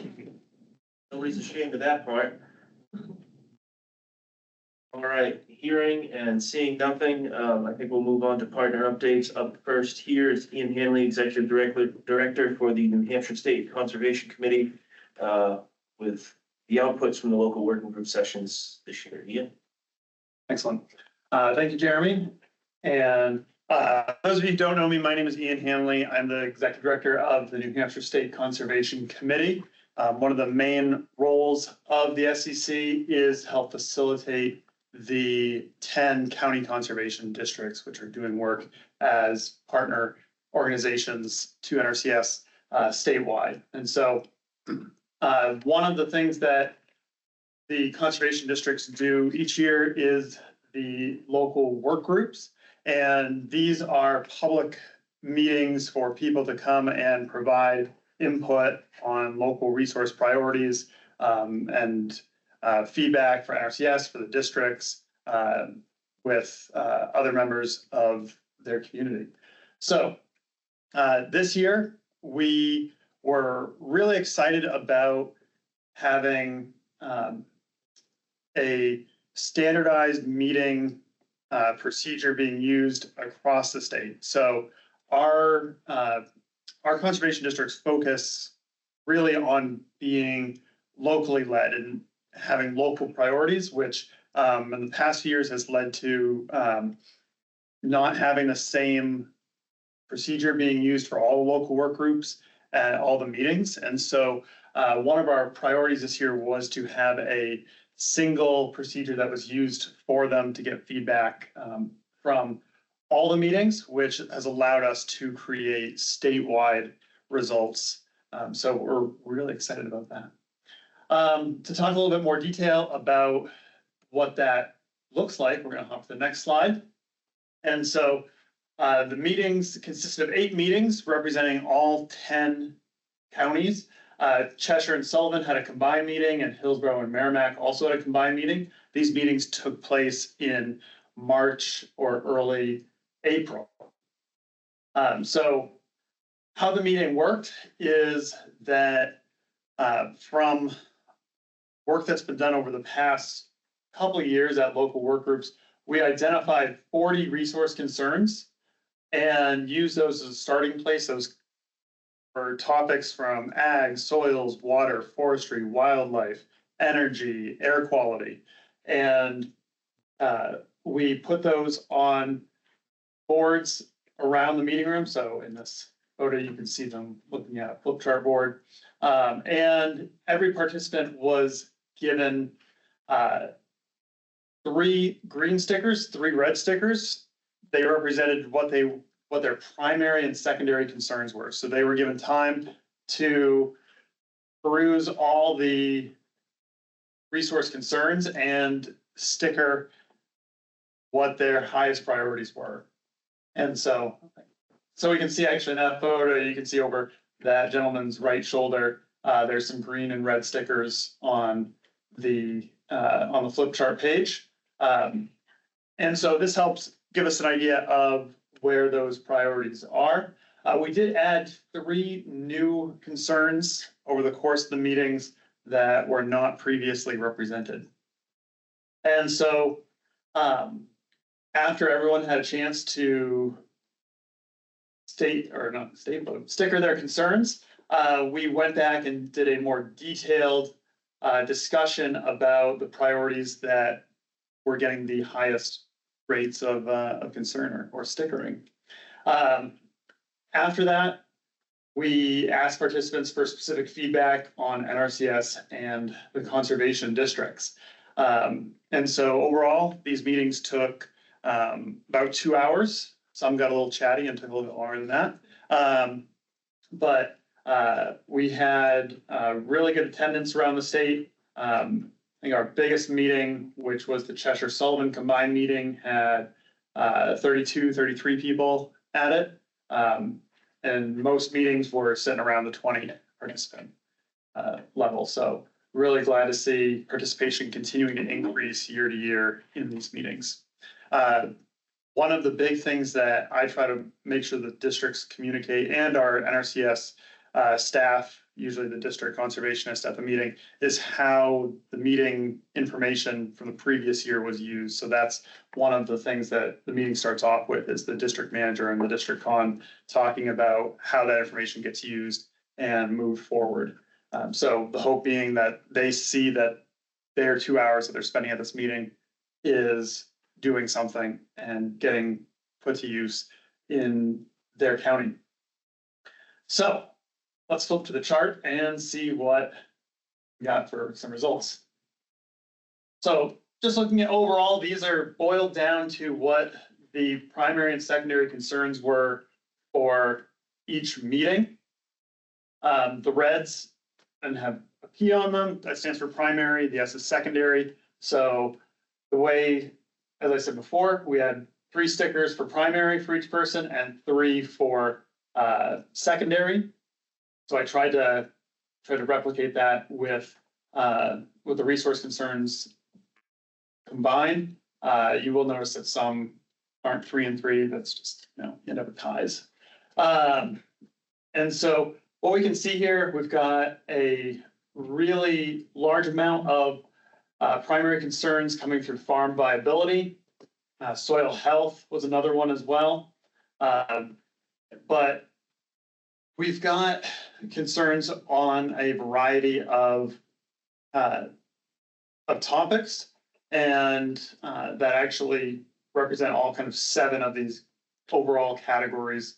It's not surprising, at least in my interpretation, to see a lot of these priorities coming from the agricultural category. There's a meeting of a lot of agricultural producers, and people that engage with their districts tend to be involved in agriculture in some sort of connection, at least, if not farmers or land managers themselves. And so that's not surprising to see those concerns raised. If we boil it down even further to what the highest priorities were across the state. So this one is again showing you each meeting. So you're seeing each meeting's individual priorities. When we look at it in an aggregate on the next slide, we'll see that our biggest priorities, our primaries, farm viability, land conservation and preservation, soil health, with our secondary priorities being the loss of biodiversity, water quality, and wetland conservation and management. So just diving into those in a little bit more depth, farm viability really comes down to the economics of farming, being able to have a livelihood and maintain the farm or the operation that they're involved in. So big themes that were mentioned: access to land. We know land costs are high. And so there's interest in, especially from new farmers, on how we can continue to identify available farmland. Are there opportunities for leasing opportunities so that especially newer, younger farmers don't have to go out and buy land, they can lease it instead? And trying to think about even larger farms that maybe a person who's moving towards retirement isn't interested in managing a big farm anymore, being able to have the family or organization like doing more with leasing out plots on that farm for younger farmers. So addressing access to land, addressing barriers to entry for new farmers. This again connects back with those economic concerns related to farming. With that, access again to equipment and supplies. There was multiple pieces of feedback on just ability to get durable equipment and supplies and having to go a long ways away for those materials. And then last piece on farm viability was access to business planning assistance. We know that we've got great partners at Extension and other partner organizations that are doing work in that business planning space, but demand was noticeably high for those kind of services. Land conservation and preservation, that kind of battle between development and conservation. People are concerned about the amount of land being developed, and once those houses are put on a farmland, then very little chance that ever goes back into farmland. And so making sure that opportunities for farming are maintained. One piece that came up within this category as well is around easements and interest in easements and new easements being more flexible on practices that are able to be done on the land, things like allowing agritourism. As we know, New Hampshire farms have a high need of being diversified farms, and a lot of especially easements that are getting up there in age tend to be more restrictive on what can be done. And so people having an interest in easements that both protect the land but allow for diversified farming to be done on that land. Soil health, big concern. I think, again, talked about a little bit before with that interest in no-till or reduced-till practices, having those be available. Our conservation districts have been pushing no-till, especially with our rental equipment program statewide. Those are regular pieces of equipment that most districts have at least one of, and continue to be pieces of equipment that are frequently asked for. Loss of biodiversity is important. We know the importance of having biodiversity both for soil, water quality, ecosystem health. Water quality, again, being a major concern. We especially see that in the lakes region where and other areas that have issues with cyanobacteria. I know that's been of recent interest with the state legislature in this current session. Wetland conservation and management, again, recognizing the importance of wetlands to overall health.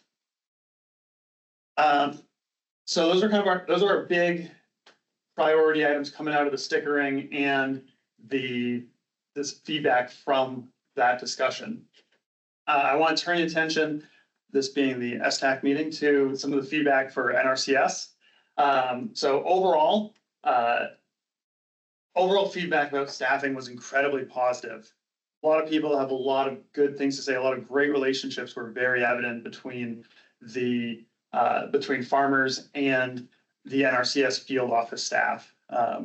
And so that was great to see. It was really good to see a lot of the field office staff that we don't normally see just at conservation district meetings coming out to the local work group. So, and a lot of times there's 3 or 4 NRCS field office staff members at each of these meetings, which was great to see. You know, I get around to the district meetings around the state.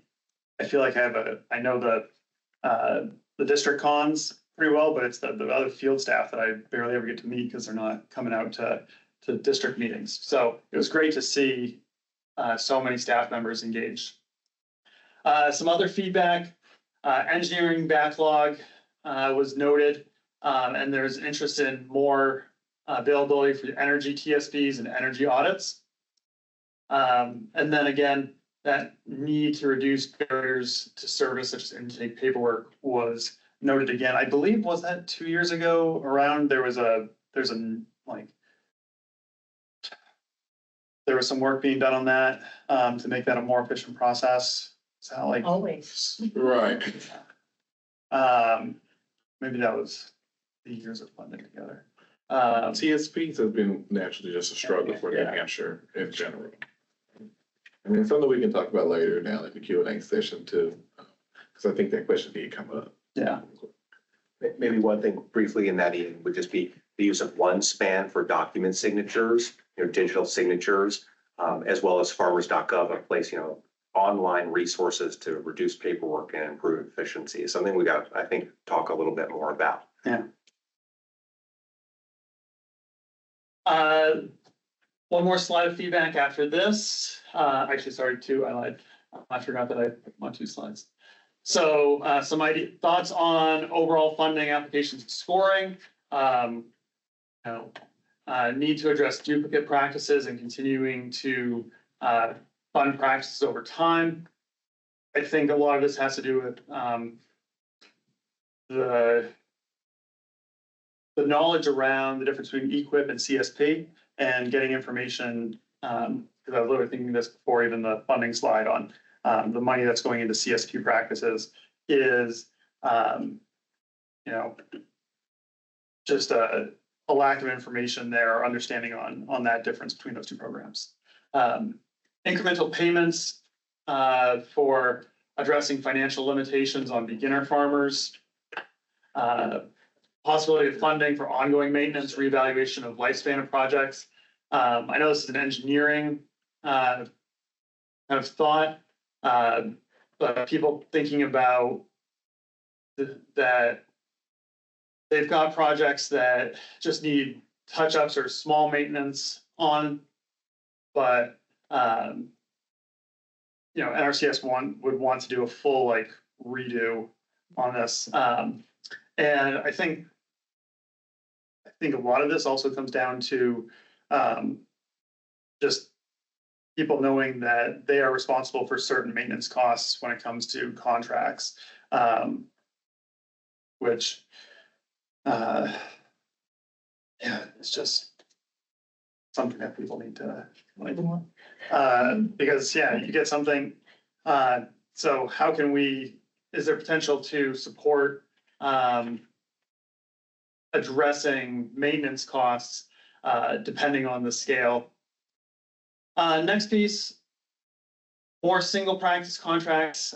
So people noting that multiple practice projects are high priority. Is there acceptable size for certain single practices that would make those applications more competitive? And then an interest in having biological diversity ranked higher in scoring. Again, I think for some of these, a lot of it is perception, that outreach piece on how the process is done. And then last slide of feedback, I swear.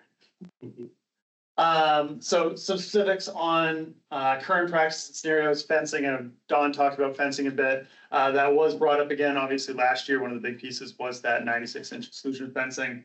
I think one of the more specific pieces of feedback is an interest in the scaling of fencing, if people are looking to expand fencing versus being able to be qualified for what they currently have. And then, so again, exclusion fencing was brought up, including the bird netting piece, and then exclusion fencing for forestry. I know last year the slash wall was brought on board. And I think that might just be an outreach thing of people just not knowing that that's an option. Sorry, I was told that was that last year that was activated? Yeah, I think that just might be like a thing that more people need to learn about. Because again, especially when we're talking to people out and about in the state, how much are they up on what our current practices that can be funded?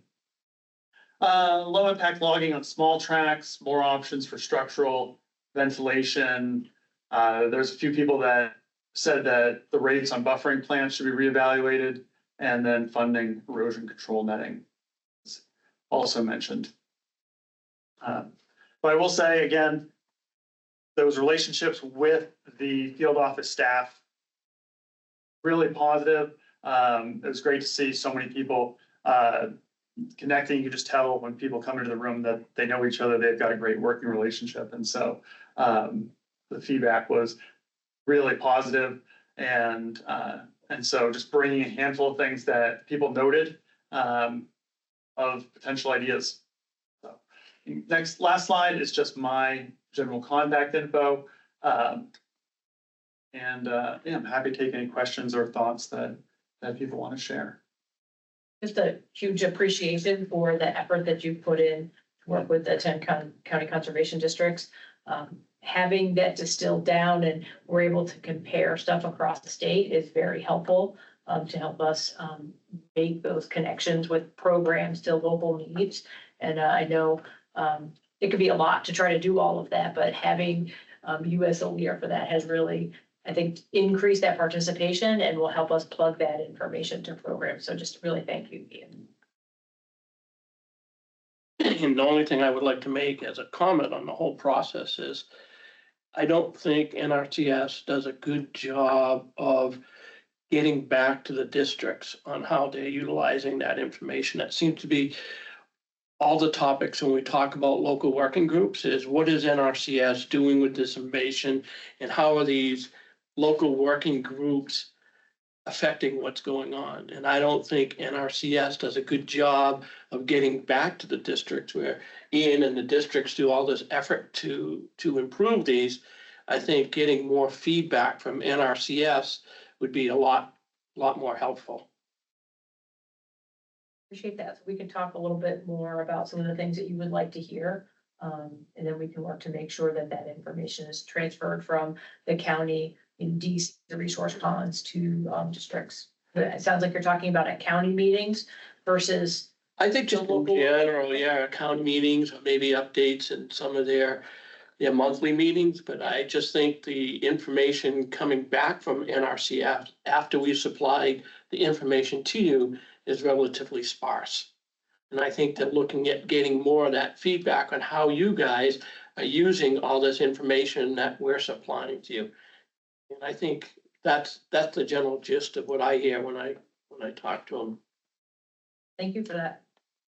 Steve, what if we took the bullet list that Ian provided and we could provide something back in writing potentially to you to at least and then disseminate, and then we could maybe follow up in person or something. Yeah, I think that would be great. I think anything that shows the districts that the effort that they're putting behind these local working groups having an effect on what NRCS is doing, or how maybe you're taking that in and incorporating it into what's happening in the coming years.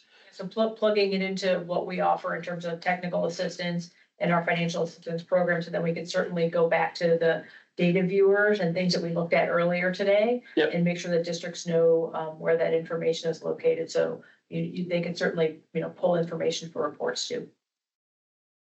Sometimes it feeds back into our training of our staff as well. I think about erosion control blankets. That is something we offer through our mulching practice. And it's probably the 10 or 20 page document of all the different things we can do. And those things can get lost in the shuffle sometimes. And, we need to train all of our staff to make sure they know what's available. We can touch some more into that later, inside there, but we do appreciate that. And I do agree, Steve, that we need to make sure that information is shared about how it's being utilized, even if it's a quick fact sheet for each county to say how it's going, what's overall being covered for the state, and then what's being targeted in your particular communities themselves. So that's something we can focus on. We can dive into more. Yeah, I thought last year when there's a number of points that were brought up, it was really helpful to be able to see the response that Kim and Dawn were able to provide about those to say, and so we were able to go back and say, like, here's their response. Some of these issues are headquarters issues that they can't deal with them, but we can at least, help make sure that information is getting communicated up the ladder. And so, and then that gets paired with, NHACD being able to take those recommendations to NACD and get those adopted. And so, even if they are things that are above our pay scale, we can at least get that feedback going up the ladder.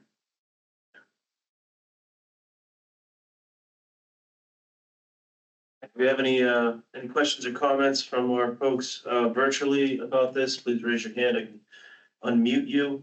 Give it another couple minutes here.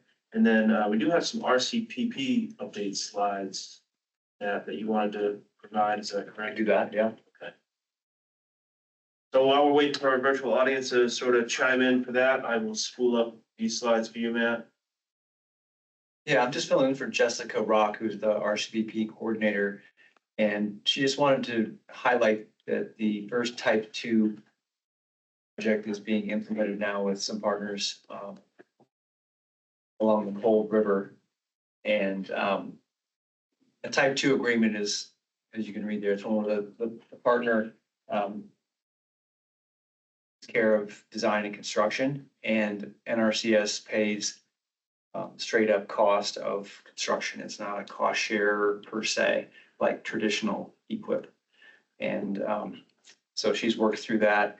She's also, we were talking about multiple duties, helping several states with RCPP in the region due to some staffing changes recently.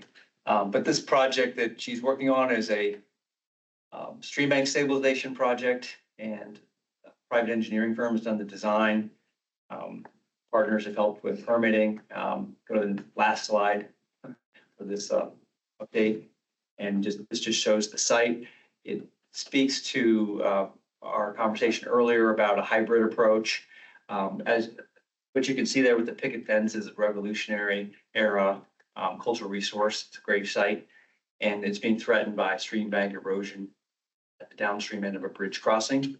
The scoured it away. Several trees have collapsed over the past few years in some of these high flow events. So there's going to be more of a structural stabilization with a rock wall for around 30 feet, going from the abutment of the bridge downstream, and then it'll transition to a bioengineering treatment.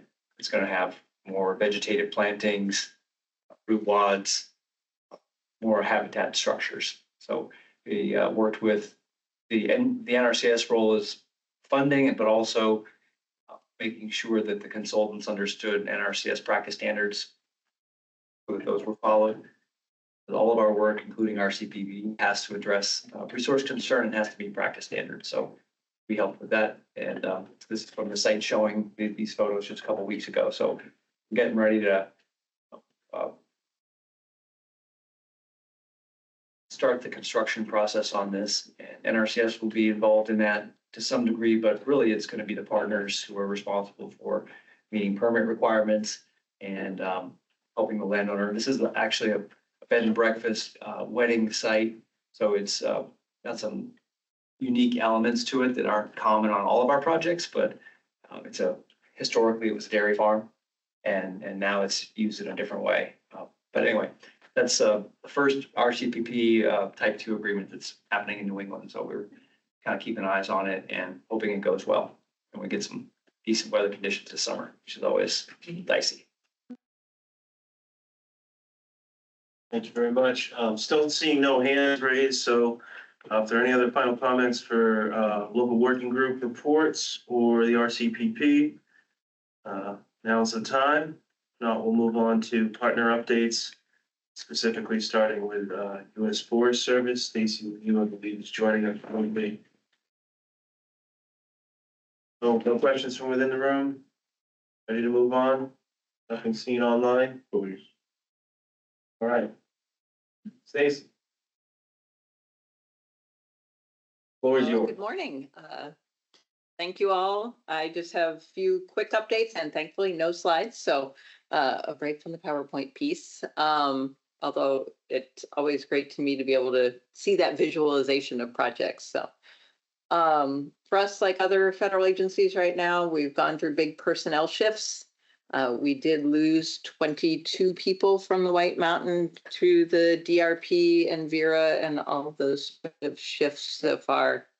And then we also had a couple of folks who actually had always planned to be retiring right now. So still figuring out what that's going to look like in the long run. And meanwhile, right now, the agency is offering folks the opportunity for laterals and downgrades in order to fill some needed positions, most of them at national forest levels, those that are seen as supporting timber harvest, sustainable recreation, more towards the timber harvest and fire end of the house. So we're trying to figure out if we're going to be able to fill a couple critical holes through those mechanisms or not. And hopefully we'll know that in the next few weeks.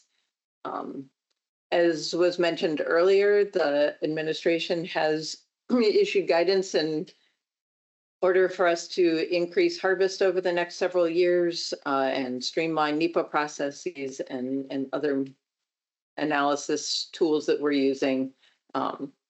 So here on the white, while we're waiting for national direction on exactly what that looks like, and regionally, what does that mean for us as far as, what are we going to be expected to produce in coming years?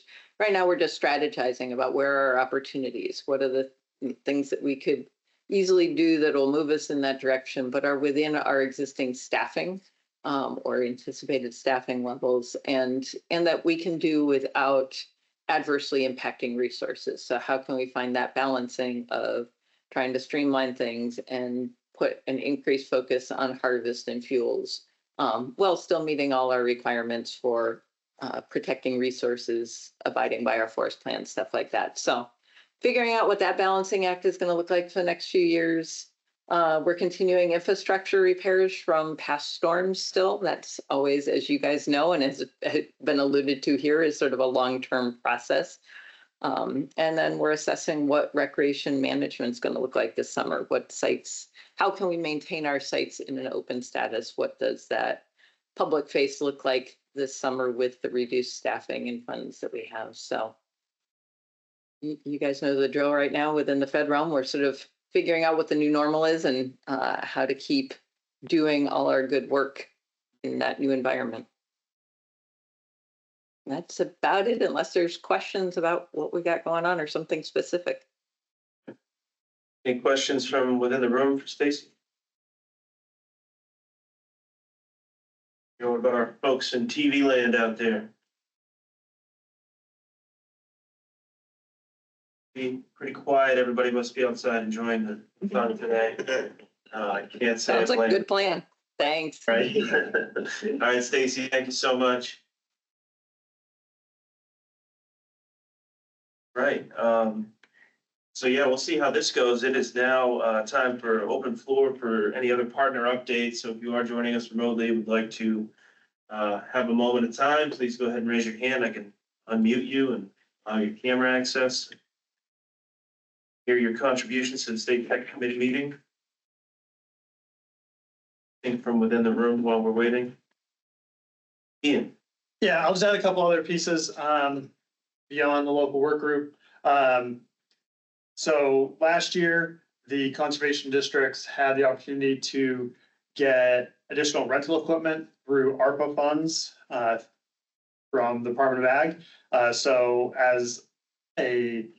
from a statewide perspective, we had $580,000 in new rental equipment being approved and purchased. So almost all of that equipment has been purchased and is at varying points of field readiness. So I have added all that equipment to the statewide list. I distributed that list. I think I sent it to you, Kim, at some point. This would have been like weeks ago, months ago. I can resend it. But I did send it to the district cons, so they have it. Really excited to see our districts take full advantage of that opportunity. And so that list has been updated. So if anybody's looking for rental equipment, check out their local districts. The SEC website has the full list. District cons have the list of what equipment is available statewide. Is there anything else in the room? All right, looking to our folks online, looks like Jeremy Delisle from UNH Cooperative Extension is got his hand raised and ready to jump on. Jeremy, from one Jeremy to another. Let's do this. Hi, Jeremy. Thank you very much. Good morning, everyone. Just a quick update, really more of a shout out, I guess I would say. I'm with UNH Cooperative Extension. I'm a field specialist, and so I work primarily with fruit and vegetable producers. And I just wanted to kind of address the fact and the activity that we've seen from Dawn, Chad, and Catherine working with us on IPM initiatives, so integrated pest management initiatives, and just showing up at our meetings. You know, they've been there as they already covered, but I just wanted to reiterate the importance of their time spent there and having those conversations with producers, seeing us in the field actively educating at events like our Twilight meetings. It's just provided the opportunity for us to have some really timely discussions. For example, last week we were standing in an orchard and we were talking about pest management, and we were near the peach trees at that orchard where they're doing mating disruption, which Catherine touched on earlier. And it was just a really prime opportunity for kind of that looking over the fence, seeing what your neighbor's doing, and saying, hey, is this something that I should be considering? And then taking that sort of opportunity for us to educate about that and then go a step further to, you know, start discussions about how NRCS can help producers implement those new practices. It's just the system working like it should, you know, and us partnering on education and then being responsive there to address needs. And so I just, it feels really good to be a partner with an organization like NRCS in New Hampshire, who is being very responsive to these needs. And I will just say that, you know, talking with other states, they are kind of jealous about some of the work that we've done. And so, you know, in a good, healthy, competitive way, you know, we kind of like that response. And so they're looking to us and seeing what we're doing, and they want it in their states. And so I think that's a really good sign that we're on the right track. And again, that the partnerships are working like they're intended to. So thanks to you three specifically, but to NRCS as a whole. That's all I've got. Thank you, Jeremy. Any response from within the room? Thanks, Jeremy, for your partnership. You're a game changer out there in that space. And I think the other states should be thinking about, you know, trying to hire themselves a Jeremy Delisle. And I think they'll be heading in the right track. And we got Catherine and Chad. And so it's a great team. And so can't say enough good things about all the work you're doing. So thank you. Yeah, thanks, Jeremy. Two-way street, yeah. Thanks all. All right, anybody else out there in our virtual audience, like moment on the floor? Jeremy, I think earlier in the chat, Lee May asked if you got her questions that she submitted a survey yesterday. I have one question. Okay. Yeah, we have those, but we'll get the questions later. I want to get them before if they have something first. Q&A session. Anybody out there, please use the raise your hand feature. That'll allow me to flag you to unmute, join us. Also see nothing really in the chat, so. Minutes here.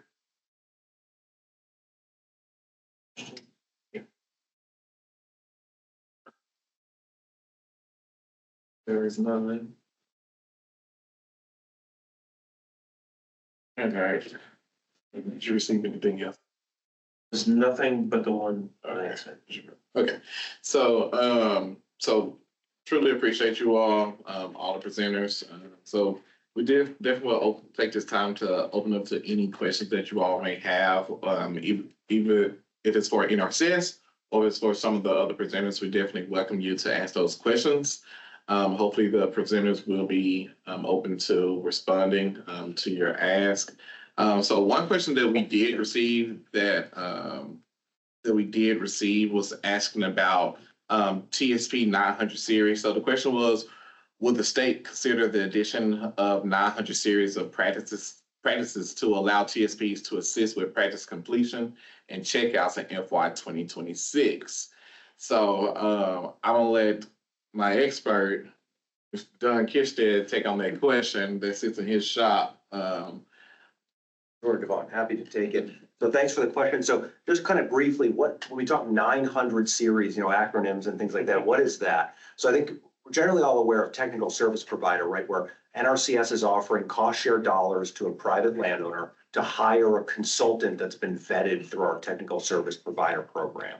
And so this particular question is coming about the forestry space we've talked a lot about, where we have maybe 50 or so consultants working to develop, at this time, forest management plans, right? And so the 900 series, which Maine and Massachusetts are now offering, are dollars which can pay for that consultant to come back to the project and help do installation. And that's something that New Hampshire, we haven't been offering. And I think it's a good time to talk about that. And another headwind on that program had been the pricing.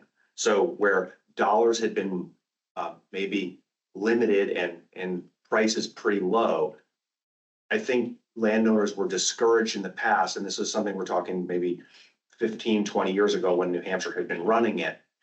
I think producers were thinking that these dollars in the 900 series would cover 100% of the cost and bring that consultant back to their property to really help them install the road, for instance, get the timber stand improvement checked out, where it's really a portion of the cost. So I think one of the key pieces we're going to need to do to address that, and working with Gabe Roxby, our state forester, and other forestry partners, to go back and take a look at some of that pricing and maybe put it out this year and see how that goes. But that would be a new strategy, I think, for us to really think about addressing a lot of the forestry work that's out there at the time. So I don't get your reaction, Devon, but I think that's something that we're definitely considering maybe moving forward with. Yeah. And I think that ties back into the question that came earlier about what practices will be allowed, right? So all those things that you all are asking about, those activities that we do offer or that's nationwide, just know that it's not that New Hampshire doesn't want to do them, is that we have to evaluate the resources that we already have to see if we can offer it. And then on top of that too, if it meets the criteria to be applicable for the state themselves, right? So the 900 series is something that we can definitely look at and invest in, and to see how we can make it work for our customers here in the state.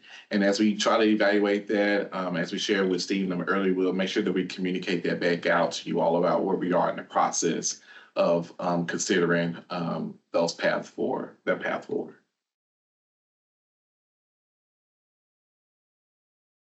Any comments on that?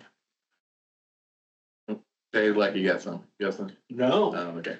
No, it's contemplating. I remember when we offered the 900 series practices early in my career. So it's a bit of a flashback for me. Okay. All right. So another question that came up, We may, so some of the other states are not just limiting the use of forestry, but other practices like irrigation and IPM.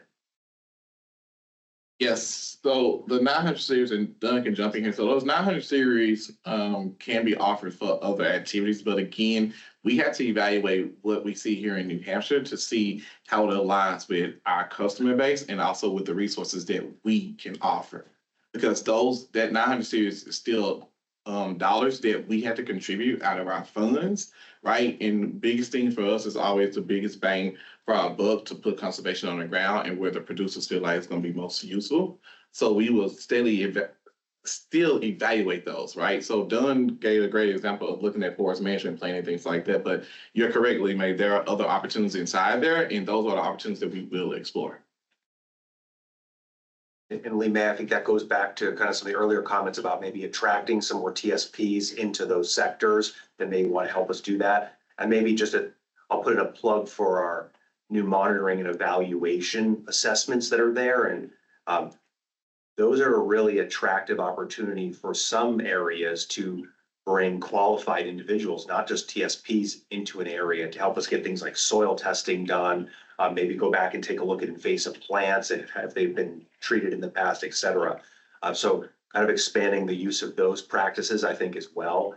But we agree. I mean, I think we saw, Ian, in your report, one of the issues there was a lack of TSPs or private sector folks to help us do energy audits. That's something we really struggle with. You know, we're really excited to put that opportunity out to help producers save energy and money on these systems. But where things get complicated, right, Matt, in the engineering space, where you have a lot of interacting pieces and parts, that's a complex analysis. And to date, I don't know that we have anyone to do that, right, Matt? There's some gaps. Right. Yeah, and we've got staffing, one of our primary engineers doing energy assistance is taking the DRP. So that's not likely to, get much better. So I think there's a good conversation there to be had and continue that. And I think we need to kind of follow back up, kind of Steve, to your point about how can we move that forward, kind of what are the decisions we can make around that area. Okay, thank you all. So another question that we received was, what is the total amount allocated or obligated CPA, DIAs, and CMAs in New Hampshire last fiscal year? And is there a pool that's set for those activities? So for those who don't know, so I forget, I'm gonna let Dunn take on those, the definition of those, because I do not recall all of those. So I'll let him tell you all what those are, and I'll take the questions. Can you tell what the CPAs and DIAs are? Absolutely. So when we think about any plan, so whether it's energy, forest management, pick the plan that we offer, the conservation planning activity, CPA, the first part, is really working with the customer to kind of gather their goals and objectives and sort of the baseline of their operation. The second portion of the plan is really the design and implementation assessment, DIA. And the idea here is that there's a pause. So we kind of do a baseline and inventory, ask them what they're trying to do. And then in the second part of the plan, put in motion more specifics around the practices they want to install. And then after they've been working in this system for a while, as I kind of mentioned earlier, this conservation evaluation and monitoring, we can come back and take a look, how's it working? That's the monitoring piece. So a good example, we develop a forest management plan, they cut some wood, they treat some invasive plants. Maybe a decade goes by, we maybe don't need an updated plan at that time, but how did that stuff work? Did forest regeneration respond the way we wanted, our invasive plants in check? That consultant can come back, make a few dollars and get that done. So hopefully that is sort of a whirlwind tour of that area. It's more complicated than that, but there are a number of plans and activities out there in these different sectors. And I think, Teresa, you're talking about the organic management practice, which is a practice which helps it inventory and evaluate organic operations and tries to find some places where they could add additional practices to achieve or maintain their organic certification. So there's a lot of different areas here that NRCS is treating. And so hopefully that works, Devon. I don't know, within I just couldn't remember. Listen, I've been out of the program world for about 4 years now. So CPAs I knew, the DIA, CEMA, outside of my world. So, right, so those are new phases, right? We just started with last fiscal year on the CMA. Yeah, they're relatively new in that area. Yeah, so, but yeah, so hopefully that answered your all question. And just to go a little further, so we did have a specific program that was aligned to address those areas. So we utilized the new option underneath our policy called Act Now. So Act Now allows us to evaluate we open up a period for applications for people to come in, sign up for a particular area for which we have acknowledged or where we want to offer that program. You come in, we evaluate your application, you meet the requirements, we get you funding. So it's almost like a first come, first served basis for a limited time. So we did offer those particular signups through that period. And during that time, we roughly allocated around $610,000 inside there. And I think that's what we obligated. We obligated that full dollar figure as well. So hopefully that answered your question for whoever submitted that to us. Just chime in a little bit. Yeah. Yeah, so we heard some great information about what it is. We heard about the Act Now process, which is instead of having to wait through the full ranking, since it's just a plan, there's not a lot of ranking associated with that. And so keep in mind that these are funding plans. And so we try to strike a balance between our planning activities and technical service providers planning, and then actually implementing things on the ground. So that's why we save a portion of that money. We think it's a really solid investment because it creates new customer demand to implement practices in the future. So it's really something where we spend a fair amount of money across the state with these CPA DIAs and CMAs, and it's really paid off well for us. With the forestry sector in particular, a little bit with energy, we can certainly use more TSPs across the state to help us with these detailed plans. We do have some folks that do CNMPs and some grazing activities, but there's certainly a lot of opportunity moving forward. And so we start the year with a set aside for these plans. And then as we fund other contracts, if we have a fund pool where there's money left over, typically these planning contracts are smaller, so we're able to go back later in the year and pick up additional ones if there's funds left over. One of the things that we're seeing right now is, we're sort of oversold on forestry plans, and many TSPs maybe have a few too many plans to be able to complete them in a year. So we love our forestry TSPs. We want to keep them engaged, and we're looking for more TSPs to help out with that high demand that we have in forestry. So please don't think we're sold out on forestry TSPs. We can use more of them, and they really do a fantastic job. That's all for me. Thank you, Kim. All right, well, thank you, Stephanie. So Stephanie just added some additional information there about CPAs, DIA, and CMAs. And so the last question that I did receive so far asked what would be the state of considering early start waivers that were issued in FY25 for activities that will be funded through FY26. So early start waivers, we can accept those. Just note that early start waivers only have an expiration date set by the state conservationist, but those do not exceed 12 months. So if you have an early start waiver that was approved, but maybe you weren't picked up for funding and it's about to approach that 12 months, unfortunately, you will have to reapply, submit a new request for early start waiver for possible funding in FY26. And if you have questions about those, then Kim and her staff can answer those questions for you all. All right.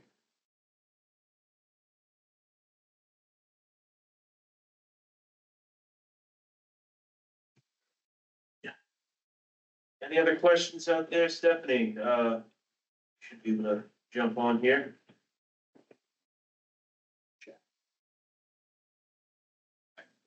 Oh, I didn't unmute. Okay, can you hear me?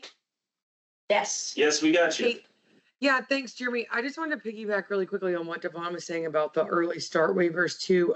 If it's nearing that 12 months or if the expiration date has come, it gets a little bit tricky in the fact that if you apply for that early start waiver and it is granted and you install the practice and then you are not selected for funding, we can't have a second early start waiver on that, right? So we can't then pick that up for funding because it's already installed and then that goes against our policies. So it's kind of a little bit tricky in the way that we have to watch that as you cross over fiscal years and different things of that nature. Understood. Does anybody have any follow-up questions about what Stephanie just elaborated on? I think it's a good point that it's an option available, but there really are no guarantees. We've had a strong funding cycle for the past decade. It's increased year by year. If funds are more limited, early start waivers may be more risky. So we can't promise anybody that they'll be funded in any future year, any future category. We're still looking to see what the new Farm Bill brings, and we have not rolled out the 2026 programs, but it's never a guarantee with early start waivers or even modifications to contracts. So we want to make sure that word gets out to folks that, we've been very accommodating. We've been blessed with a lot of money, and we hope that continues. But those are risky ventures that are not assured that we'll go through. All right, thanks, Kim. All right, folks, we are approaching the bottom of the hour. We are slated to go to noon, but if we don't hear much or any questions here shortly, we may move to adjourn. So now's your chance. Again, question, comments, partner update, you're out there. Numbers online are dwindling, so. I guess for anybody who's still on the line, I would be interested to hear from you. What information you would like to hear from us at future state tech committee meetings, or some of the things that we presented that you find most helpful, so that we can make this a meeting that kind of goes both ways. We get the information that we want, and then we're presenting information helpful to you. So I don't know if we want to start with anybody in the room or if anybody online, or you can certainly reach out to us in the future. But we're trying to make this a win-win meeting for everybody. They out there? Oh, I would just say that I think some of the information presented today, as far as the various funding levels, the programs, and the initiatives that have been funded or most popular, that was really interesting to see how we could get into the tool that was shown earlier and drill down to see exactly what sorts of practices people were implementing. That sort of information is really helpful to me as a field specialist, both to know what's going on and which programs are most popular with our clients. So that was really great. I would say more of that is always welcome.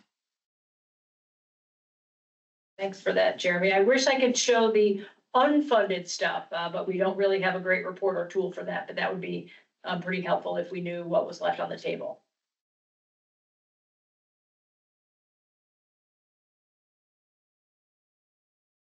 Lauren Zelensky is asking about upcoming dates for NOPOs and/or program application deadlines would be helpful.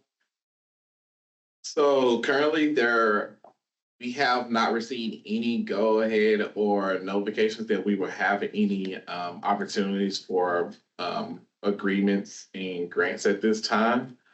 So we're waiting on to see how the administration wants to move forward with those opportunities. I'll say if it does open up, we'll try to be locked, ready, and loaded to roll. But at this time, we don't have anything.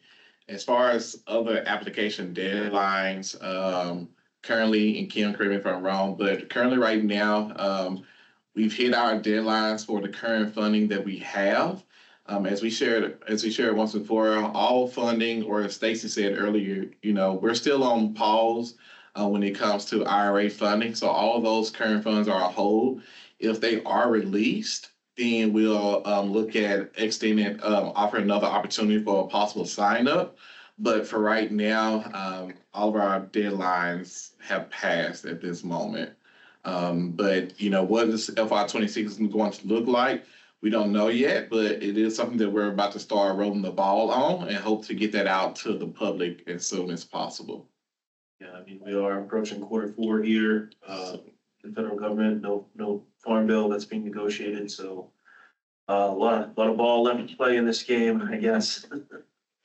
Kind of jumping off that, I'll comment a little bit on Teresa from NOFA's question in a little more detail. Which one? She asked about the Organic Transition Initiative and the practice 823, which is organic management. And those things are tied hand in hand. The Organic Transition Initiative is a part of EQIP, and a required practice for that initiative was the organic management practice.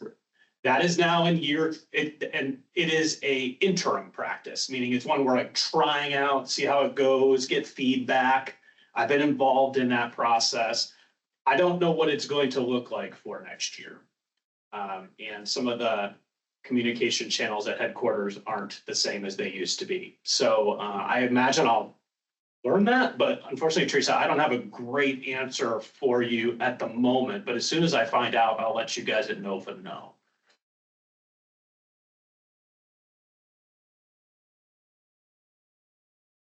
All right, Teresa says thank you.